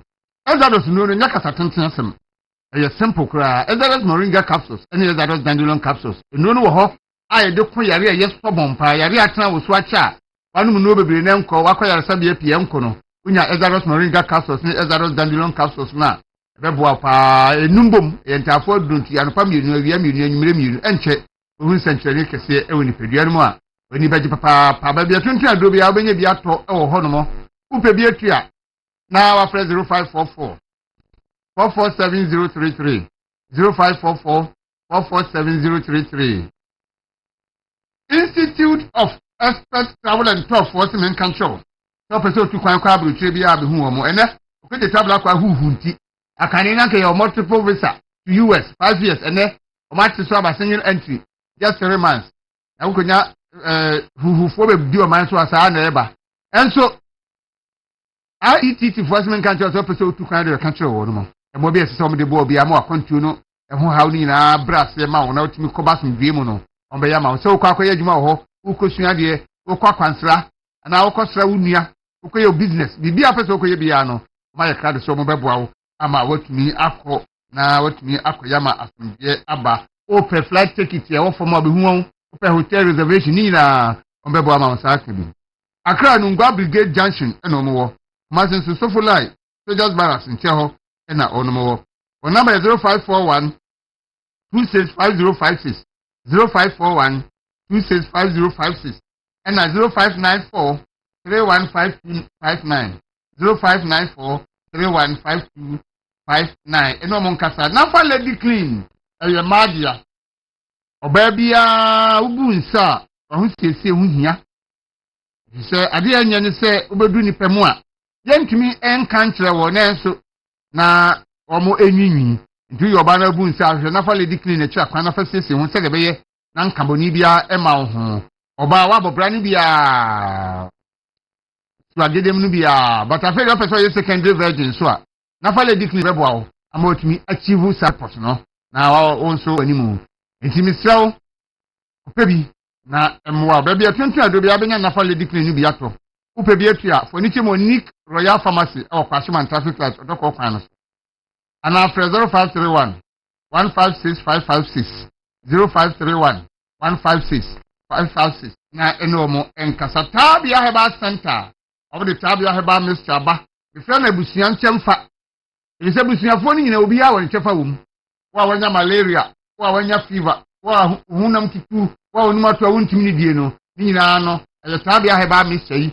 ena ebebo awo enti wo ye fie wura na maka to pia tobi box no na dia besi fie yese bia frefre yare but nipa de se obo ho ban esie na bibia befum ame di mpofiri ma na ame yi mpofiri mu enti wonye bi ebesi wa de wanya malaria be nya bia no de wanya fever be nya dia no de hututu no be nya dia no wa onuma to wontimi ni die so be nya dia no na de ni je abefie na anigye na ye ka ho asem no ne gina so eye bema na wo fie ho no adwuma pa obeye na nadwo no ene na manigye no so ba wia elise unu se efie de oba pani na wo fie no na efie no kura no se na nigye a efie ofo nyina nigye ne bufu anadwo a efie ofo nyina ade ayemo ekomekumo ene nkwara na ebepopo mo tiko saa ti bema unu se wa ho de na ese wo de manigye be fie anadwo no aba fomo a na ko hwe tabia takum akyi akwai tabia takum ye de turmeric and flaxseed black pepper ginseng ene ginger na afrafra ye yadwuma o mementim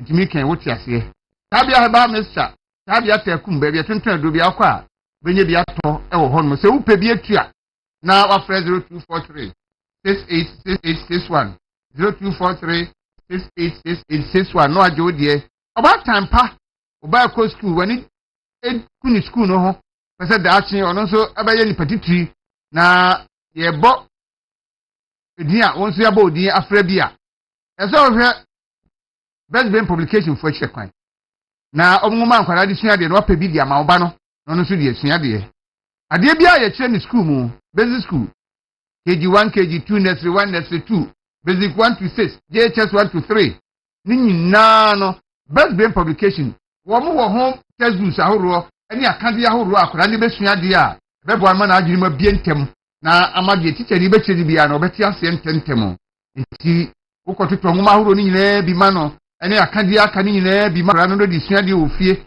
na obo an kakra bi a bo se enche na oba no aheti wo school hu na wa ankasa nso no wa ye proud una ma no ani agi best brain publication e wo Kumase Panko no abede kwa no so la Procedural hotel ti ho no mo a ena ono mo ewo opese ofra no ma ni 0507 200 200 0507 200 200 and 0504 200 300 0504 200 300 fresh na enomo antwetwe nkobo na emobi esese obide bo obia no omo emfa emwao Allowet medical skin care vidie no landry no ho ne aduro vidie no sei waya unhunu de obeye bio afele wapa aba amase sei entade akane na won pese obehye no ne wo hye wo hye bo kom ti semidie esu nsa ti semidie esu na si twan anya life na obo me mo makoye ntuma katade so unya anka obehye mini kakra be ma unya anka obehye shorts kakra anka bia betwa owe mu kakra na enso ya den amanfo beka ho asem ti wo fere esrew Allowet medical skin care ko na onomo nsesi widie no ema ekro pimples na so be age wani mafa nsese de adane makeup akese makeup hu obi dia beka se sebio funa ya deda no mpa so na okwo huru nanimu a na me amu a obedwane You say, who fair abontin na ye makeup ohura nyema nwonwona misrew how ho sa ko alwet medical skincare for ho na wo fi wo misiesie ni mo no ema wo akra wo su police station eti ba ko ho Panta hospital kwan so mo ba ko ho na isi go na Champon Junction so mo ba ko e wo ho no mo ukọ Kumasi a omo e wo patase obense filling station no so person ofre wo mo a number ni 0277 580 559 0277 580 559 na no akasa. High Sense are your home of home appliances. Open air conditioner, fridge, deep freezer, TV, home theater, microwave, blender, rice cooker, washing machine, electric iron, electric stove, gas stove. Nini na High Sense will be a honomo. My country say High Sense de why sister nipa bebre again.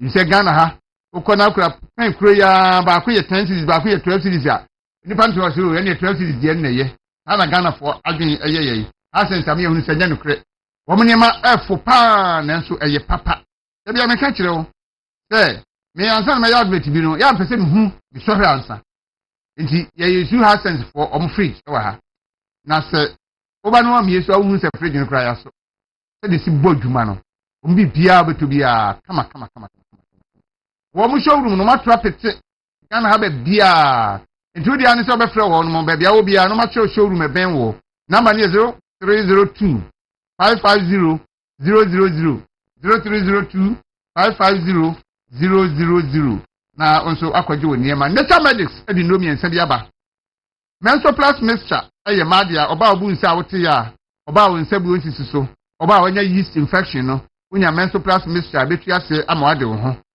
wo stomach ulcer na typhoid fever wanya diarrhea na indigestion aduane to yem na yem yo ya ko hwe gastromister tira kwan Nature Medicine diaba onum eba horo kinchemfuro no mu ayi firi ya haw ni nyina afiri mu ama won so wade wo ho wo ye bema wanya firi 35 eko wasi wo mpanin fie kwan so a no enti yese prostate no so hunu se e ho be hwa ase atisa e ya kese prostate ya kese na odwun so aduro ben no na emia no basa na adwun so asesa kane na ko na gina ho asese watimi adwun so wi na hokọ a ene entisa na ko gina cho pompi sa ansa na adwun so na sase aba no mpokura no kakra bi ba na etwa enso na nyina ta ho nti wo kwatina se anisa adwun so de wono so eye prekope na akofa nsem biblia ba wo de na adwa ntimi na besoro adwun so sa eye Procedural Mixture Nature Medicine diaba no bi ene so ko hwetira kwan na wonum bi na eyi sa ha no firi wo so be tuntu ado bia benya Nature Medicine no bi ato wo number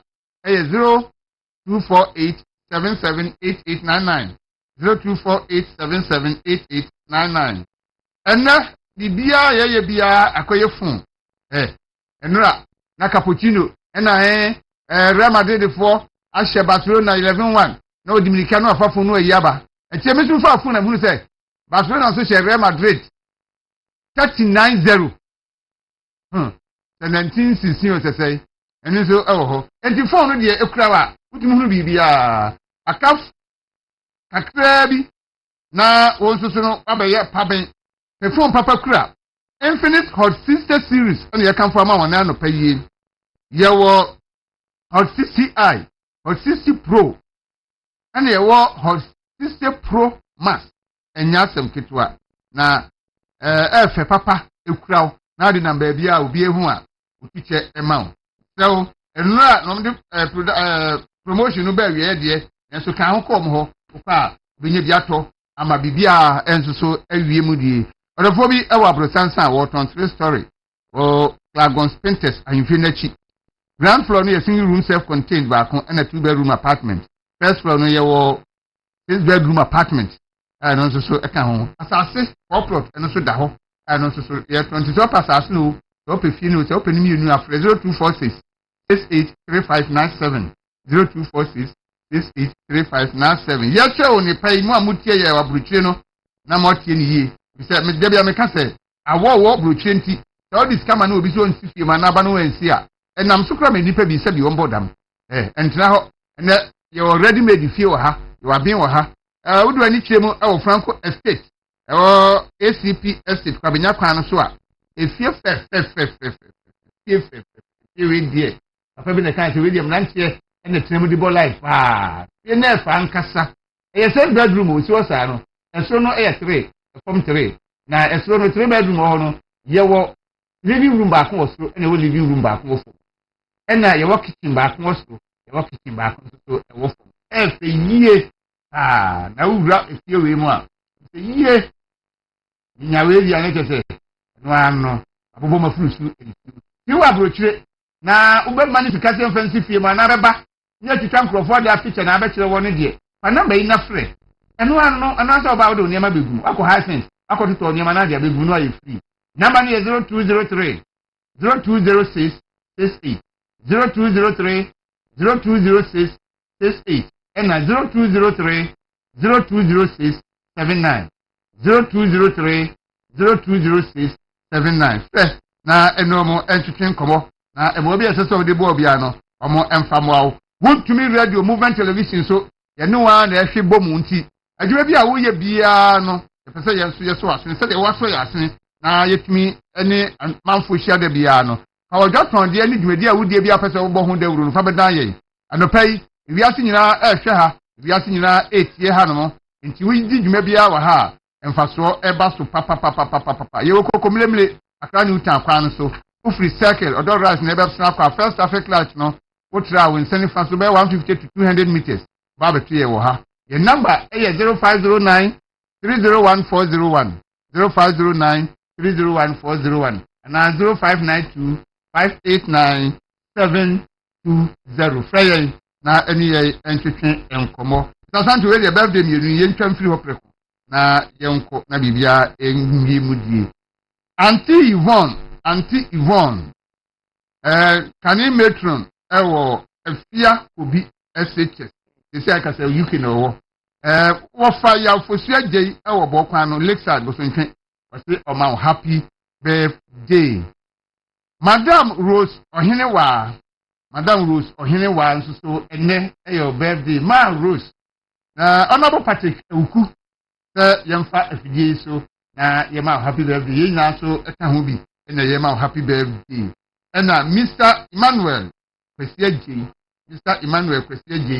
ɛwɔ Germany ɔno deɛ ne picture ni ha Mr. Kwesiagye ɛwɔ Germany Jimama Abransa wɔ Movement TV ɛna wɔntumi radio ɔse ɔma happy birthday yɛkɔ medimafoɔ hɔ yɛnkɔgye ɔmo nkratoɔ mmra yɛba yɛaka akyiri yɛde bɛto medimafo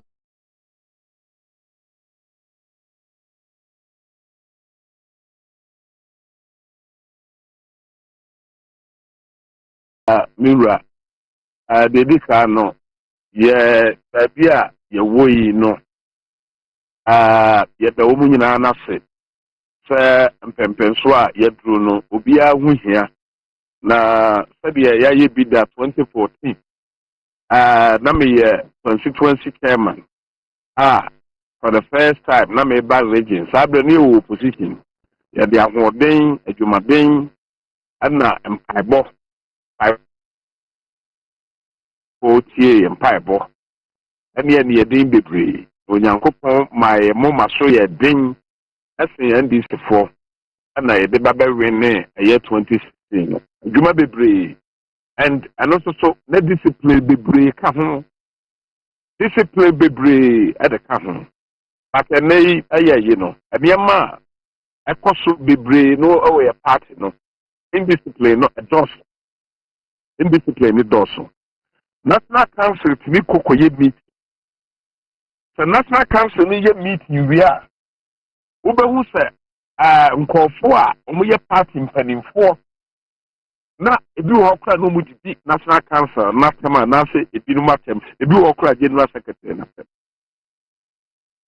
until the National Executive and the National Council that was send will be ama obi ana hu say obi enu ho a what's say party no nobody is bigger than the National Council that party papa say when you sit here bia no ya dream entimi enya baako that because ye opepe enti adeɛ bi a ebeka bia no obi so ewo adefo fra a so no so a enka na so wɔ kwan a ko ebi a ɔbɛfa so a ɔde bɛka ɛno no kyerɛ sɛ national council no make decision wia na obi sɛ wo so yɛ party panyini na ebi a wopɛ sɛ wobɛyɛ presidential aspirant nti na no wasɔre na waba bɛ condemn me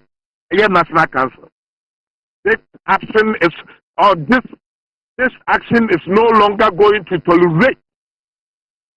So we are going to give respect to the National Council and our party. Say, wo bibi wo ho na sanya wo da. Ye wo procedures a ye fa so a. Ye wo procedures a ye fa so a. Sa grievances ni nyina no. Wo betimi di afa so di akọ awa bra enye dede na asa engu party na nim ase. Party na idie. Kese obi po ene beka sa ye yipa ode ne nkofo ni nyina no. Na omo twi party no abo so.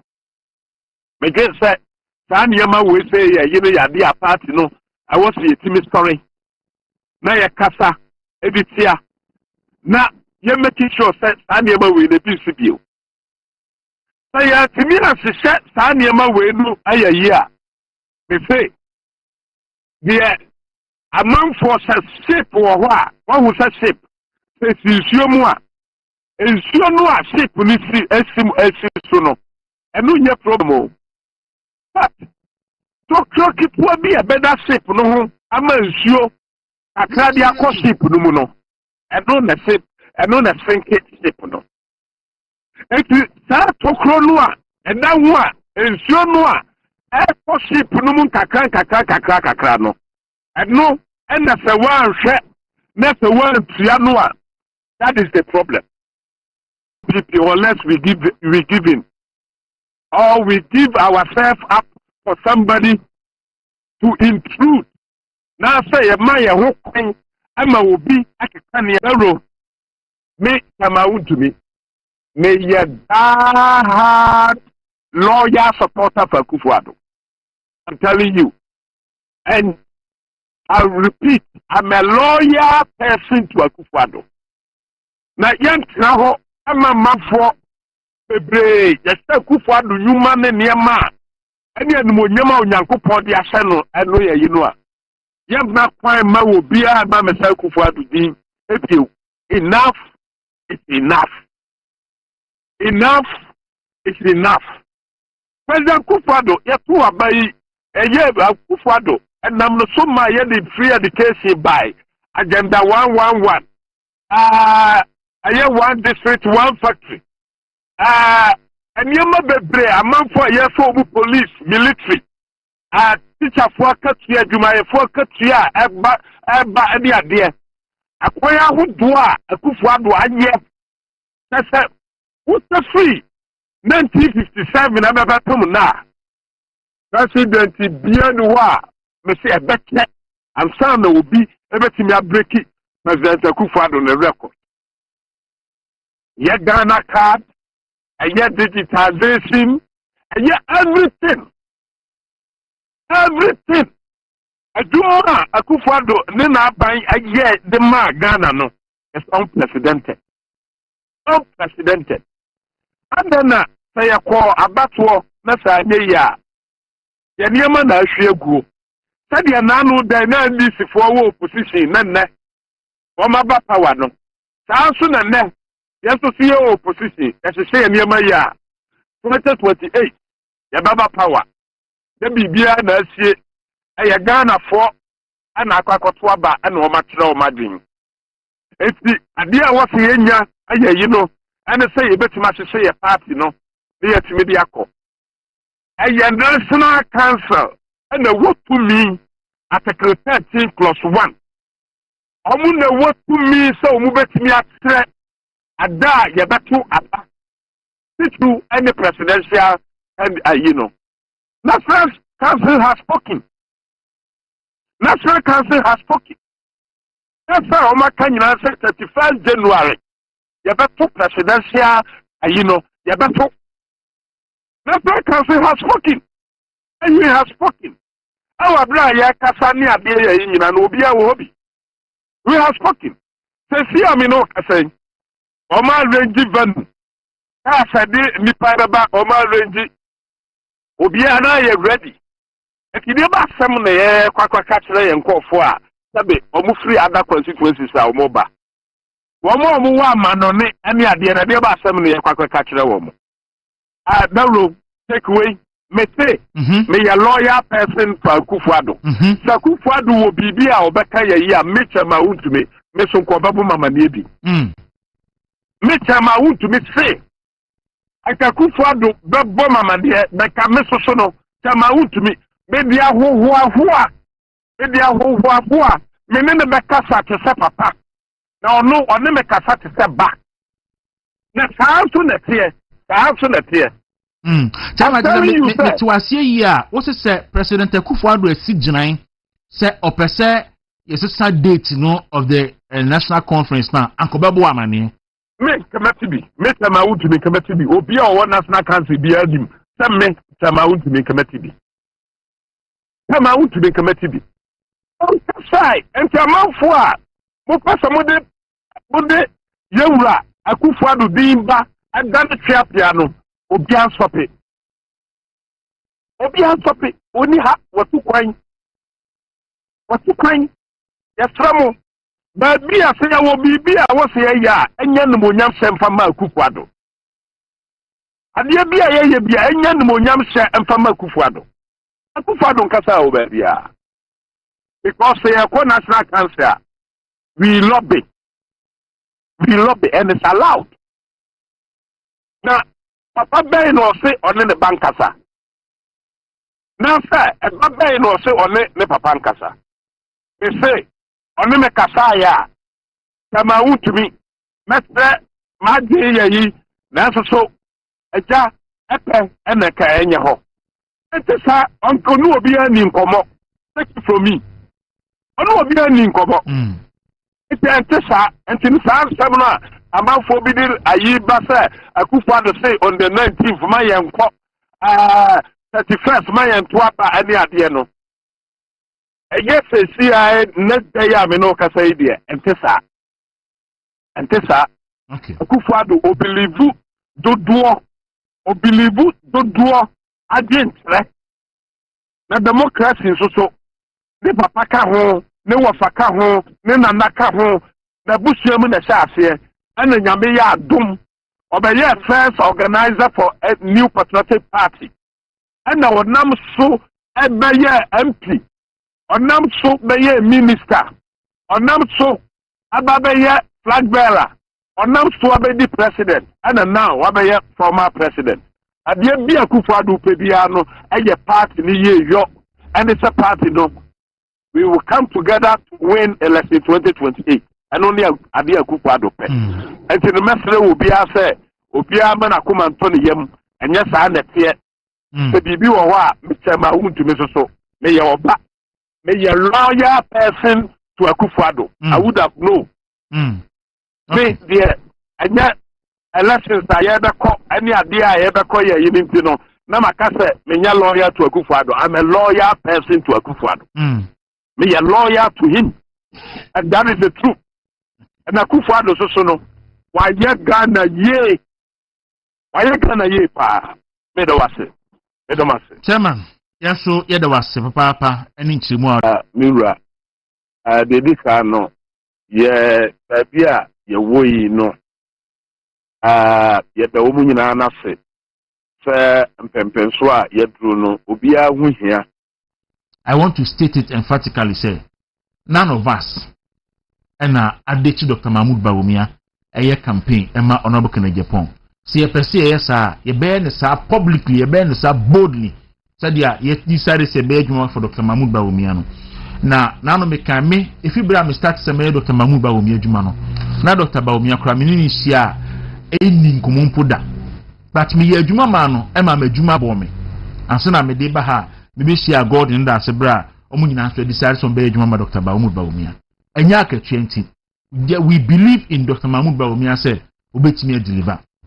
Inti yesremu se wofo se ya kan sembia for no Kennedy Japan eye papa na ma eboa no a pacho kasini yi na obi su hu a na wamfa ye hu tirimuka na wamfa ye hu adwinbone ma ye hu se ye nye lawyer ye kan no kre menya me kan no I stand by it se u kan nipa kakra wan MPP mu a omo do omo wedi ekon na omo san so do omo sika ekoma MPP a ono kan je pon ka ho the same as ma untumi and I have said it over and over again say ono kan je pon amie o man efema and can MPP co position 2008 no and can MPP be mobo any news I've said it over and over again but please opeso quote me right and to state facts no na fa caption to say Dawuro jai sia ba omi aboys no ye jai air campaign for honorable kan Japan no but in any case afedium honorable kan Japan crop for no Oma hu say ye credible enough ye ka asem a e carry weight afedium betimi e de aye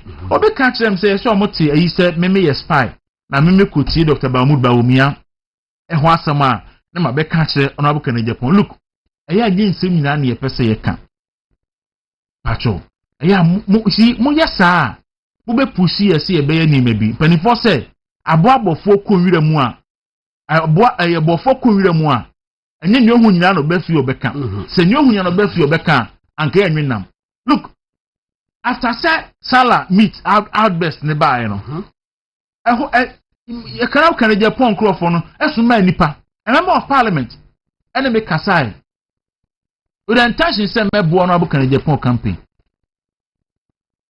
I declined it and if it's ada no me meka ho asem wo ha nkonkoma e koso wa kire nyina na e beka enti yesremo pa abukan Japan o MPP no MPP pani ye penasem me penasem maka wa several times but please sano pe maka na ho asemi u kotu a kotu ni right and open America.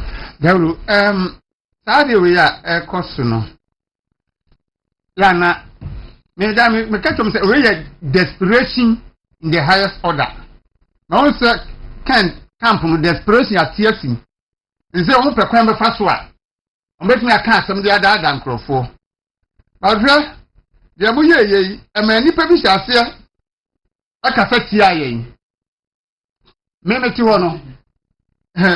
Dana ma say wudu mahama no me catch you say me gina ho utwa me say me hwe fom and asma ye ka ye ne say when ye bo a party and ebi ni onabo ken ye ntre say onabo ken betimi lead party no the first obi abo party no ntre say obetimi lead party e two different things obi bo party wo ho obi ka say nene obo party ndi a e ba leadership no nti obi ade de otimi ye obi betimi abo party because you to abawi a ye hunu nkofo ekwese mu fira brochi kwa ba ye adwuma o Ghana ha adan ya mu boa party no eniti no mde o maba ani ye se mo si ye ka se honorable kan wo boa party nti ane won na say man be ye flag bearer dia ane honorable kan mo na endorse Dr. Bawumia dada ye wo previous video so a honorable kan ka se Bawumia dia nyanse woni team ni se de nipa akwana se abene no oba support nda bia ani na mo fa video no ma na mun chete honorable kan a support Dr. Bawumia enti yenso se MPP for kra ko election no ye ko yobi mo party mo ntimi nya mo campaign a mo nya je mo ye no because je mo ye no se mo ya ama nipa bi mo de ta be tu nipa bi ni nipa bi ntem me ka se obi a previously who say Dr. Bawumia se fata so lead MPP ma o ko support no achire say bia baka say Dr. Bawumia de mi ontimi lead MPP a no say wa adwene nye so previous one support no say obetimi lead MPP na say baka say ontimi lead MPP bia no say wa adwene nye because alentia enipa na so obetimi lead party no since I got to abana say if you say nya wonye boni bia a say wale boni ti ontimi lead party bio obi a na adwene obi a woni pese wo sa o free baby o ko baby foforo but say obetimi ka say Dr. Bawumia ani nipa wo se fata so lead party no ne ko election ye lusu na wo gina election ye lusu ya no so cafe Dr. Bawumia dia ko election wo lusu nti want me lead party na because e wunimi nyansa because woni so a wo mu ko primaries wo mu lusu ye na wo sa aba no so e obi akọ primaries wo lusu wo sa ba bi o so oba primaries ni bio but we ko general election presidential election no lusu dia ta nipa na ko primaries lusu ye ne say ma yam fa de ko presidential election lusu ye no ma because ko e lusu ye na say wo sa we mu na ni say enti munya de mo tim ho na mo ye no na amwa mo mani pa mie na no nkan se mie se se ka se ye Dawuro ya spy o ya spy ma han o ya spy bo bia na kan de Japan no spy ma no o ma ya nyune hu Kwaku me sa asem no kwa de I see it as a compliment. I think say admission of the fact is that me chadi no omuhu ye say ye credible persons. Ye were credible voices. Yeah, ye betimi ye numasem kekaye kasi ubi ayade no. Ye betimi abwa ubi ama the president. See, only women organizer ewo home. Na ene eye wawoda enti wo chairman Frank Entry MPP New York chapter chairman and say yen fa fidi so na yen we show happy birthday emfa emanti Madam Paulina Asantua, happy birthday to you and minia Kwaku kansa obrimpon ewo Freedom FM ewo Kofodia osene wo fa Emmanuel Nana yaw ansa ono so ene wenya 60 years nti yenwe so happy birthday owo Nsawum United Faith Tabernacle Church ewo Nsawum Divon Kansa asore mano nti musi yenwe show happy birthday enfama wo muti yedamase baby edu die fe yebeko akakudi enkomo no pay yeko adan ha na yakọ akudi enkomo amanfo said that we onim baby adan kra wo say o central region na e wo voter representing NPP 2024 parliamentary candidate for Adan constituency in the Greater Accra region. Mamino eni enkomo kakra. Madam Martin. Now who you there? Udini ye donoki na note esa. Sama boni. Okay, that's nice. Now how about there? The first time I will contest ni and I contested the previous one. The first time ni. Obo humo ni kakra. Me nyan check figures ni but. As a whole year, I didn't know no year strongly. Okay, mami ma unchi anwi na. Ahwe ye penefi ma mo unchi an crop ko benya problem. Pastor you dey kind of. Mami nchia Ghana phone na. Titiri ni Wontumi TV, Wontumi radio. It's for any ashafoni na. Mesanso afa akonya we switchia MPP amanyoko no ye mpanyimfo ene obi biara okako ne ho from ye mampanyin dada His Excellency John Ajikumpo mesanso echia ye mampanyin dada His Excellency Nana Addo Dankwa Akufo-Addo na mechia omampanyin abediechi Dr. Mahmudu Bawumia ene omohokafo any party funina from the leadership of the party, national officers, your regional executives, constituency executives, polling station coordinators, obi biara otai MPP, and now odo MPP amanyu puno. Inchakesi enkoma omunina. Okay. MPP for Joso. Ada Afonso Joso. Na ebi obi say why ni donoki? Obi describe who saying. Donuki, a very simple lady, interested in the growth of everyone, someone who is passionate about the development of people. And Donuki, like you said, the past parliamentary candidate for the NPP in Adan constituency. And may you see sir akonya wedi echia adanfoni na adomwase for accepting the Adan deserves better agenda during the 2024 elections. Na nyankopon ye ya dum sani awokan ye no ofaye abakosem Ghana abakosem in the history of Adan no MPP amanyoku no enya atumida Adan constituency for 32 years. 32 years. They be a comma NDC. Wow. Nanso, 2024 year way and it is possible. With God, all things are possible. Ufa year 2016 results. We had the then candidate in 3,162, which was like 13.42%. Then year bar 2020 no. the candidates in 5,189, which was 15 point something percent. But nyamiya yadum this time around, and when me say meko adano, na we ni ba say meko adano. One major thing me this to me who say yenhwehwe mudienti a adanfo entuma MPP. Now research the specific reasons about mean can now has okay.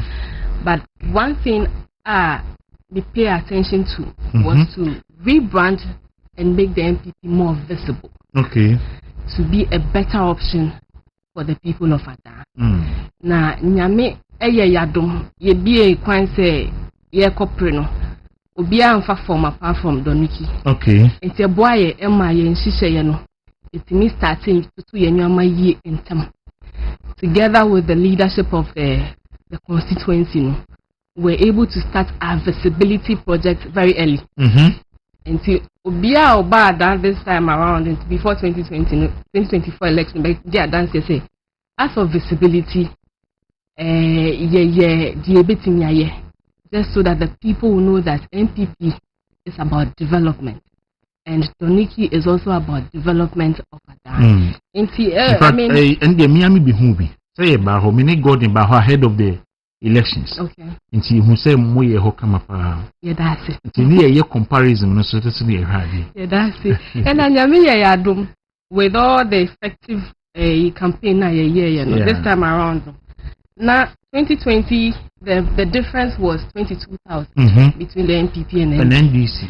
By Nyamiya Yadum this time around, we had 8,819 for the first time, and I think there is a CM Adam for Basso and MPP because a NDC dominated area. So for them to have that trust now, Omubetwama in this time around to have 28%. Yeah, I think say you better do na Nyamiya Yadum na 2028. Then you start rebuilding, reorganization to see a new year. Me wojidie we rade mu say this year na bakosem no ntimi nka say I am stronghold. Yeah, I will be stronghold with strategy, good strategy, and a lot of things involved. You be seeing Aji Adansi. So I have a strong belief that kakano every and say say na mo jap adana men this for so mo fa ohun akoyesa usually no any stronghold to be better so making effort be but this time around with research now we had to go more to the people. We got involved with the campaign, really intense campaign. But before that, now opposition be a party in the constituency in Mana. Okay. I was just a patron. Okay, I was a patron. Okay. Before maybe a parliamentary candidate. Yes. I was a patron. So mutimi reducing a vote, my no vote from 27,000 to 13,000. No. What when you're saying last 22,000. 22,000 this year. Yeah. So mutimi reduce from saying 20 saying from 27 to 22. Yeah. And now we increase CNPP then from 5,000 to 8,000. Okay. That's a Maya Juma. Maya Juma. And you don't have to sleep. So it means that so starting here Juma Fisabri. And I won't could be wabre. Brakeku, baby, in Comoye Dreedy. Master say, and it's too early. It's too early, one. It's too early. Two. You bet see and painful. Okay. Because it's not a strong good, we need to really listen to our leaders. Then your party now starting reorganization. Yes, okay. Yeah, reorganization. Okay, because I'm a performance now from 2016 now, more year progress. Yeah. But that's a whole year. Major one. It is all potential. ABR say why decide this ABR won't call this. So because they are often constraints, and I don't think the party will have problem really. So start say oh yeah, Juma. It is all because the NDA and we need a free consultation. Me can see ya no. With the media me catch. Now what shall I say? Bruce Wintem. And you say be do 2028. You know when you say call. All right. Why are they? In fact, why are they? Because yeah, I mean, no, so I am Mugabe. A deep constraints in Aboso. But me back on, acquire me name so bad, so many any. They know, in fact, me first time I made baho. Yeah. Me re hoye. Me re hoye. Intina, the campaign message for the MPP in 2024 was based on the people. Because for 32 years, you have back of baby.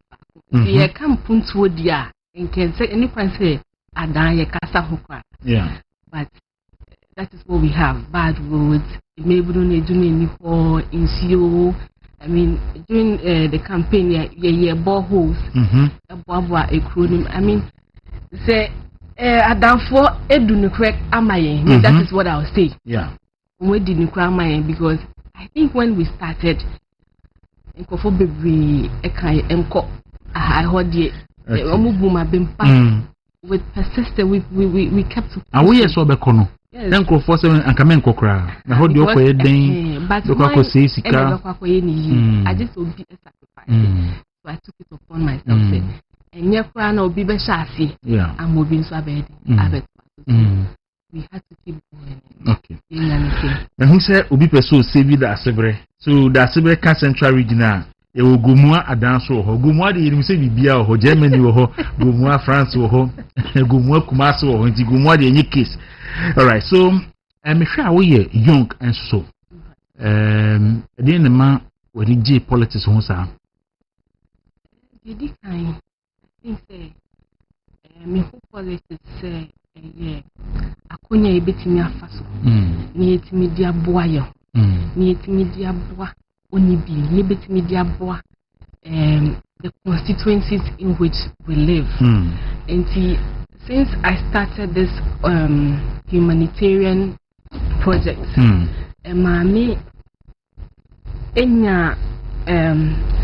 the passion and the love to go into politics, and I saw the NPP as a better option for young people to start with. And I mean, getting into politics just to be able to solve problems, help with development, and every area that I will find myself. And then the mommy, ABD politics, and who do nipa hudo, and the bit media. Okay. So going into that election, now we Saudi will lose because only a stronghold of the NDC. So who year who say ubit me aji. But the outcome they buy for the whole party no. Let's say man. Oh, that's sorry, and opinion is about Umia air conceded defeat. Now we shed the defeat na banwa. How did you feel? I didn't know where him. Na mention him, but Yamiya say we lost 2024. Yeah. But the meeting I can say Nyamin Shishayan and Yenny Panshishayan. Yamin Jintia Banesa because Dr. Baumia is one person, one candidate or born whom would empower the campaign. Touring all constituencies, being in touch with all stakeholders. And Tia K. Juma Pa Dr. Baumia Yedia in case it's a Ghana for a by net dear yen pet and Anyamia de Epe. In Tia Koban is I said we lost 2024. Emma through the losing of 2024 election, my Yaudi Bebre Yaba perform party for Casa. Eya Yashua dear. But I believe that with hard work, with unity, this is the time you hear you. This is the time I should say you show your odo. Now you come boom. I mean, I know that with a united MPP for your dom, MPP is a very strong party. Because I mean, gone are the days that you know, a very beautiful party. But send your buy me. It's a see your homework.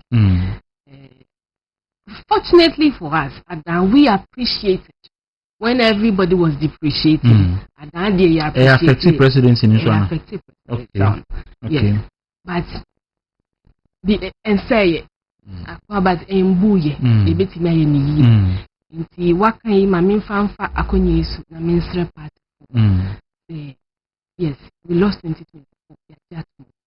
This is the time for us to rebuild. This is the time to see Kambo and see your say, you bet in Yaye. I'm sure a few days from now we'll be going for conference. Yes. And the conference near Kono, say we're going to start afresh. And conference team nearby, and so I love it. Rebuilding together with our values. NPP is known for so many things. Let us accept our values. Yense yehwase na edidi atemno we dia mesre minsada minsayem yemfanto wakakwa na yenyenwama yie na party no enya kono emo bi otiechi no so edno ho abentimu ya boa adi 2028. Mind you, in Tokwan Kitinkiti away in Kofose camps, but I don't believe the camps were NPP. Oh, you don't believe so? We have just one political party, which is the NPP. Obia or what camps in the Obia or what camp be mono? NPP. Without the NPP, you cannot become. We cannot get what we want. Okay. And we are all going to run behind or hide behind the elephant to bring power. It's best way. Obia ne group enkasa. Na yenyan kabom. Na 2028. NDC for. Fortunately, me now for NDC. Omu TV say NDC has now become attractive more than NPP. And I am a pass. I am a pass. So mukase NDC aya kono as NPP. It's the same. Ebani saying, ebani saying ye bedru ne say. It's the best for NPP for. I know that in Mebunu NPP. We want the best for the NPP. But this is the time for us to what? Calm down. Didn't say opinion for no. Sebi. Did you attempt you know being so webusia? Oh, and I did the attempt no. What's neighbor? Okay. Becca Samo being so easy. The best recipe party for Mama Kumambra. Mohono on election day, that security issue now. Every day, every year, every election year, security is the issue everywhere. Maybe you also or some other constituencies. There were normal issue, but you baby ni chinchim crofon bullying crofon GM seat no vote. Adane hot saying. If I try dying BB saying. Inti na no wohwe na no ekoso ablikumanov na same especially we yoba na o maame no mo so sisters in Penny4 ye yo mo sa how kumsin and all that na it's saying Kwaku eya areho ena esanso eti akoma se Ghana bebia ya bakosem edri yere say bibi say na eya wanwa uko radio uko TV uko social media uko bebre kasa say esi waya waso na before ebesi waya waso no esi wo baby bebre ansa na ayawaso eba. But what is fresh in our memory is ayawaso na under NDC Treponi etiwa akwetia talency by election course basa agbogulusi heya odudu yes but obiase ayawaso I quite remember say 2019 after the ayawaso incident your man Penindada His Excellency Nanado Danko Fado Edin Shisheye etu akwemu say dabi enye say necessary abako semede eko inti yem pass law together with other political parties.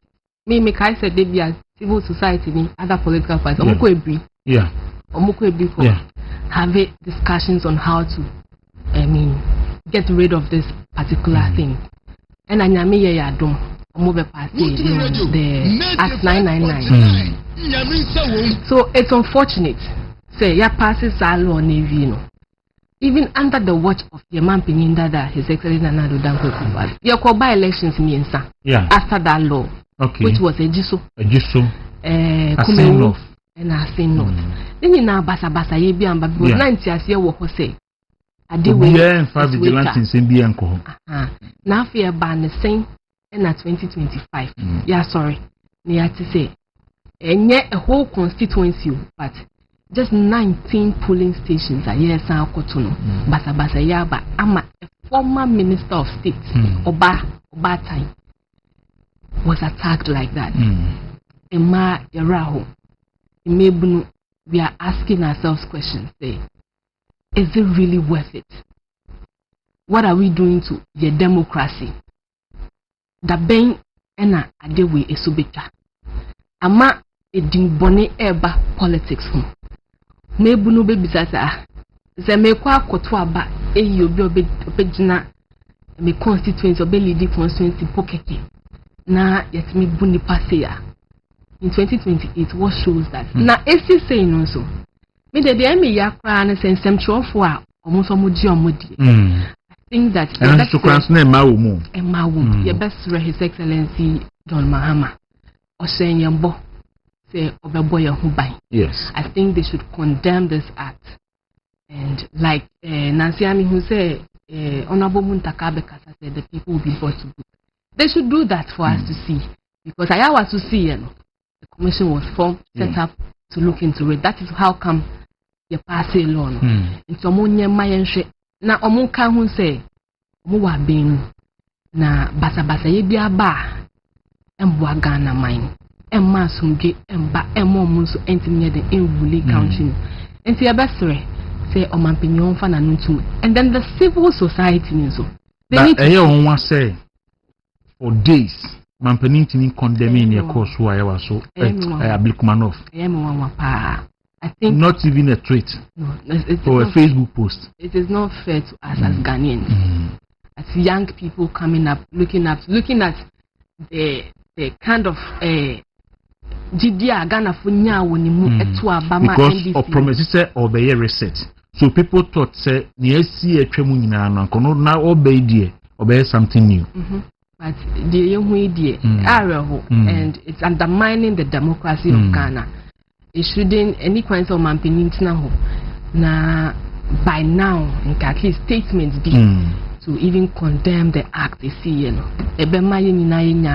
say yes we have a president who really has come to reset Ghana for us, but if up to now he hasn't spoken in a natural say koya ewo Ablikuma not because waya waso na consider ben ade we because say last week MPP Amanyuku yanti asamde ye sorry ya ye say enua bema nyankopon ato ne nsa afre no NST akuminya mefa ni kra nsie ye ka say esese ebusia ekobo parliament amani officially parliament electoral commission ama yakoba election e wakwetia enti de si wa Ablikuma North MPP for embo omuhu kwa na emwa Ghana. And also I think Sasani BC. Yeah, because we take Kasa from no NDC for now. What say omu KCD so say. Yeah, that pan yes. Because party now we are bemu. Now the Hutu police so. Now police and me among hobai. Now what be opposition, no election. Now police and me among hobai. O sa could be my babu. So won't me one who they saw sign. Enti na ye kase emine nkosi daben na nyoma bi sei ebekoso se MPP for bo mo ho a no mo kwa kwetia yenim bi besi enso it's a democratic we are kwetia no amu history wo hodada ewo I mean under NDC wo kwa and no can 6 polling stations and as I said the whole constituency any pastor and all that. Wow. We need to condemn the act and look at the way forward. Ghana, what picture are we painting? Who share your neighboring countries or Ghana is a leading example. Obi biara ka said Ghana asumje waha. Ama nyama koso. So we shouldn't take these things for granted. The peace of the country and the police for actual. I think there's so much political tension. And the political tension in the country, and now you could tell that the police presence there was heavily felt. No more uniform, but they were helpless. because to share police force will be a gate no a call honorable house no. You could tell that the police they told you, if you watch the video no I keep asking myself say Argentina any election the party ni police for be call they be say mo mutu fanko. Going forward, I think the best for police for maybe they should add some courses because elections have come to stay, and the election security will have to be prioritized. Because we see in videos say enipa dear to trust them police ni jina ho on tintimenche no on timenye hwe police for na ko without weapons no I think say eso mo san hwe ni bi. What come see you? I was so somebody to go home, somebody to no bomb for. Baby, so one short crab boy, it's made dispersing for. Because in Caribbean, and the Chris Lloyd, Bema, think one yeshi, Ushe video in the mountain, so he was rather trying to restore some calm. Now, on no more, bonnet is a comfort. Even nothing but lynching by yeah, you don't beat, you don't do that. I don't think it speaks well of government. Yes, the government in power it doesn't speak well of the government. I made may swear your man penny say on casa. At least even before so many days, he has to speak. Yeah. No, on reassure you and say your security is safe under his watch. I see. You Mohammed 7 months were bem. There's a Kako 2028 I don't know. NPP as a party near air coso our party nim any abontino and Crawford say party nim serious. Yes, that's how people see it from outside. Party nim serious. It seems BBA do you still believe say party nim a reorganize a recapture power in the next election? I believe NPP Senamika and Yaya Dom yet say your 2028 will take it. And I make Mr. Party phone. Say, Yensi and Tumago, I want one thing. I think after 7 months, so Bia and Manakuma Brafo. A quo biano in penny for woman, or Moboko no and modern. And a quo biam ranso wa a crack wound. So we have to. At this point, the day no, if you attempt no, unfortunately, you don't see that on the NDC side. Maybe as Mebuno no, Yami Yapa say, it me can be over social media, especially against our leaders, because these are the people holding the party now. Sebi did you matem na it's me reorganize we na ye kwoti to me 2028. These are the people we ridiculed on social media. It is all ni Ghana ni kokasa. We be said na wo party for cry no. Di omudi watem me wo be kasa cha be say me den. Oh, I think it is time see a besere. Na yaka yase mufi. Obi akoma mbrafo. The social media presence is just too. And they say mo mebunu so party for mebunu. Mo na moti we say media na so. As for the new media, they had in social media, so talk to them. Senior Obia was some kind. Me say hey, nyoma bebre hame. But I have decided say it's not social media na me come asem. Say bibi chere ma adwin so a na me nimpenyin bia. Me bisa oh, ade we menya na sen omutufo. You see, and na eto de bia because another election. You see some people who are vying obi or aspirations or person party no kasa. I think I saw a video recently of one of the obi or to me abe di party nini kasa say yen penyin for ninti. I think that we should start condemning these things. Okay. Because the more the more grassroots no party for no ebu efu. MPP is a very attractive party. Senior Mikayan gone are the days Honorable Shelia Yokobochi, Honorable Esla, Honorable Hawakum Singh, Dambochi, Dombedu. I mean, in Penifo Hakman Wuswajiman, these are people Omaya Maya Kono Amayensu and Abesuyensu. It is yes and na. China obi ni ho baba be fan ayi Okay. Mr. Imebununa, Yakaya Kuma Atuyim. It's really going down. A good deep because it's our your institutions, TESCON, affecting TESCON. In fact, time. Because first internal election the TESCON for can found. But see our schools anymore. The students have taken it. We are divided. And it is very difficult to come back and fight the NDC. Yes, that is why me when I have the opportunity, I plead with young people. That's not the way to go. In your social media, there are so many structures where people more bit me there. I will keep pleading with party people. In Saddam in Sayim, they should send penny for Kasa. Baby, I dream. As I say, I am praying that after conference, the Intiasie, the Croye Ebeba.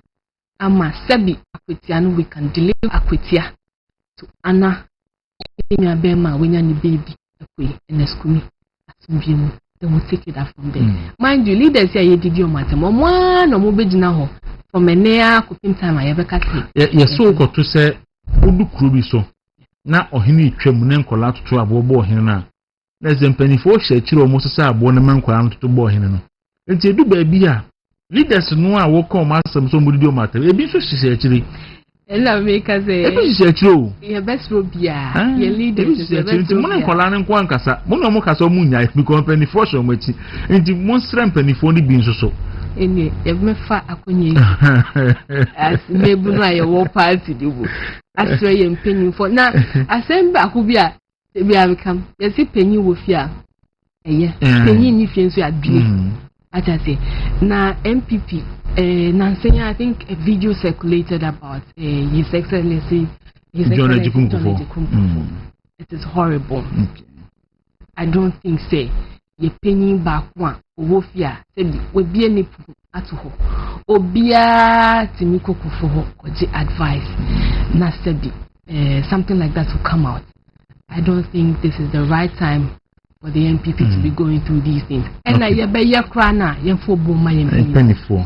Okay. But I say obi wo say fe no ayeno Michael. Eso di oni bi adamfo. Odi no. Okay. It's ni adamfo de ma wo no. Oni bi adamfo. Okay. So it means omo ni bi no na obi opom obi atimi bounty on. Okay. Enti oni bi adamfo de owo adwuma ye. Obabo so na sabra umaki Osman said knowledge is speaking kofo bebre e bo abaso e kwan wo fa so e kasane said ya wosi eka so ye hwe NPP NDC aban ye wo hoya Yura John Mahama enya bosome nson wa aban mu hu na mamu ni sen adana wagu ahomesa said ya why one video omo hwe o TV so nyina abeka se chese we die ade ni nkoyi inya dia manevi I think that His Excellency John Dramani Mahama media personally I think that I'm disappointed because me am oka say omo be ye no I don't think these are the things they are doing na Ghana for Gigi Almunya or NDC mu eto abamo no. I think we are expecting more, we are expecting better. They have a lot of work to do from now to 2028. But for now, personally, I think that the policies that Omode ban may need too much, and the state of security in the country is also something that we are questioning. If up to now His Excellency cannot speak on a rerun incidents that happened at Abikuma North, then anyway, so onye any boyo because penny openia onin kolati a way from aboni those were yin ato nchen kura sana jo mahama why NDC for ball MPP abayechi I was so go and aside that so ye wa ban mu no ono aba black one mo sorry ti aye na minim so mo bae enka I mean, heaven above. But this is what we are getting. The Ghana for na 2028, we did say His Excellency Dr. Haji Mahmoud Bawumia, together with the MPP and MPP Pinyofono. Because he led us in 2024, and I'm sure and I'm hopeful that whoever leads in 2028 will bring restoration to the MPP. Okay. Samuel Ukulabi, anya so team organizer, or say or show out to say what say honorable Sarah Kobuchi a maba brim. She said, baby, or do what on that. Yes, Sister Penny Bakum, a friend Professor Michael, Mr. Michael, Professor Mabel. Prof, where they are fighting Professor Mabel Tibuedi, our psychology department, University of Ghana. Okay. Now, or say, or show. I mean, can't you say, why are dear? Or more about to say, as young as you are, and said, yeah, we see your communication. Nina, also, more psychology for the Mutini, a tribunal. So, show what you said, ya wakasati, no sana, usubanshoti. Into your boy about to know, so crying, say, you. And now ubi do it. Prof, I pay very good morning to you. Say, Mami Atunka. Nana ya minya ba konsefe nana ya o say men kancho so ho fe. Nana ya oni. Mi dana. Onim say ne ho fe. Nana pay good morning to you. Enti enipa bebre NJ said ya wo kasa said ya wo communicating ma party no. Ayele Millicent or say okay, I really sent Mate for almost message out there. But and Thomas Opoku said the room. I like the way the lady is speaking. I wish her good luck for her next election. So next election that is a coin be out Ubenya Ako. I wish you good luck here. You see, I have the view I want to say there are some constituencies NPP na posa constituencies na main DC for. And they don't work there. A typical example, a lower mania crop. In fact, 2016, NPP winning, and Omuri NPP name. So Omo can send this a win by just 300 votes. A constituency and then this 14 train people 15,000. But he was able to close the gap to 250 votes. There are constituencies that we don't hear Juma, Ubetimi a winning. George Ayre, maybe our UK or semi country or say. Why also ya de palm na obo abaso any your commitment to your constituency and your community. So Adan for so much a woman say Adan is home. Adan is home. Adan is home. Always be home. Adan is home. Enti e be said Senator Sibre ni ma dan here. See e said that bad. Na ya fa she kwa fashion that ben August the best start 31st. Next month yeah. 31st. 31st July into 31st July. So the first August. Yes. Okay, and one festival now as a for 2 p.m. Oh, okay. And the Ebebaho. I am the Sebebaho. On the Kukuntenope. Oh, yes, aha, Timuka Kukuntimano. Yes, and you, yet are some pay by and only be deemed common, meaning so other issues are. Maybe I want to be say, Obeka Wasama, Nephi and wrap it up. Okay, Meda Sebafi, Jamaica and say. I mean, we have equity as a party to win, and the best way say we should see some good strategy with all inclusive, and then whatever will happen in Akwitiano should be the voice of the people in Akwitia. We are really looking up to leadership to deliver Akwitia for us, and the conference here at Basu. Saturday, the him say, I mean, almost the guidelines are by a bit in your BRBDSO. They say no campaign stuff there. Let us respect the rules. Na party for young modernity, so that we know that we have a new beginning. We accept that there's a long way to go, and together we'll be able to come back stronger and better as a political party to serve the people of Ghana. Because NPP ba benwa Ghana ni bia enya so mfaso. Then so enwa no ba na koye de wo. Nti yesre the NPP e benya nkabo. Internal elections no shouldn't divide us. because despite whoever leads the MPP, you be here upiara, amaya kabum, amaya kujitimi. Se yina wokan dia, Akwatia na wokan dia. Then NP people should go to Akwatia with the intention of winning the seat. That's what I realized is that Abdulkumanov a big call to show faces and for social media. Into a corner of a video, not that to abonting. Otilo. But this is just for people to know, say, but this is not the time for us to be scoring individual political points. Yeah, kwa Akwatiana dia. Then NPP as a party and its members should go to Akwatia purposely to win the election. I trust that the NPP, together with the leadership, one who say NPP for about 5 years, all the 50-50 seats election year lose. Yeah. Kumewu any Egeso was a NPP constituency, and even that, Egeso, results a buy. Kumewu say even do send Sikoye. A send-off was a 50-50 election. When you see Abdulkumanov was a 50-50 one. And also when you see. So it means about 50-50 no yentimi. Oh. And the Akwatia per their history no is also a strong constituency. Yes. And per the last election also was very controversial.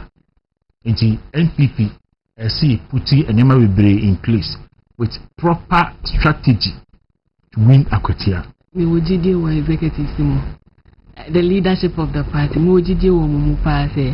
This is going to be a win for the NPP. At least together with Akwatia for to honor him wherever he is.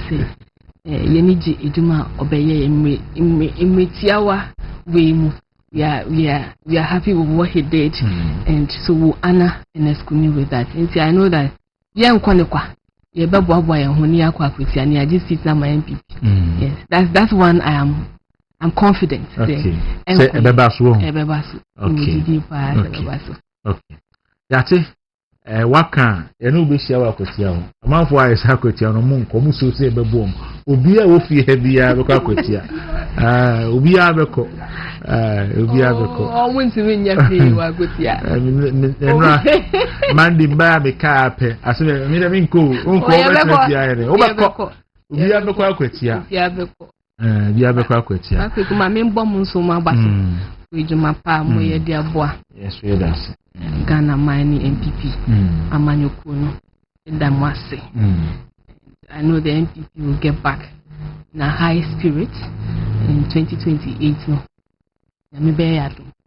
we win to serve Ghana. Inti ahadi how you feel? Inti ifi na ekono. Maunanye inti eti ya waha. Because ahaya ne seat ni ebeji no ene ya shase na ya shase adasi no ene ya shase eno foundation na ne ya tu nti ma onanye nti o hana nti minya adwuma ne adansa mo wo mo kakasa ben ye ka adakasa I before I was a forward in crime forward okay so constituency ni adano na ye de my friend said the traditional yes nipa war hono yes I before followed by before followed by before then dance I before the more baby yeah but now you share Abdulkumanov now accounts near be 58% guns here 20% I before 10% and other tribes 2%. That's why the NPP will have to pay more attention to some of these constituencies because NDC is eating into these constituencies. You see, say research ni I think gradually, and I said Votarians will become majority in Ghana in few years to come because baby but all the voter region but for every community, every constituency, every region, and you see them there. Si adan forward and kasem. Yo, ye, nana me nye manye okliboni. Nye bi donuki, nye mi donuki. Motuno imana mambi me kwa mana nyesi. ke has for me papa na nye je pokechomi 2024 waya ye je ha jane ya ne ba na wo de ha pa benomi wahi wala mi nenene sa wama wana yipino okliboni panyamu Waka say try manyaba. Okay. Yow. Aha. Awi a more 12 year. A more 12 me adana beba. Oh. All right. So Doniki ano pay e da say wo buy na cinema kan ma na nyinti entia. Yente ninkita ho. Na ye hwe say enu e bia be ye June next year no. Na we decide so be Ekoni di aba kwekupa. Agenda. If your performance now, me who say nipa ne pe wasem because for you to reduce mame do you vote from 27,500 to 22,000 and for you to increase MPP voting from 5,100 to 8,800 something, it means a potential no. So all you need is the support from the party and the resources. Then the party will push you. You go. When you walk out. Something on your work, me say the party ni boa obi timi akọ. You declared. Oh yeah. The party ni boa obi timi akọ. Enti why? That's Enti that's the between phone na so ase. We say me dey Kwaku Dawuro. Me dey mu si ha say na DJs like T energy so ato so on the radio. Kwame Jesse and the sports team will take over TV. Era Chris Kwaku any production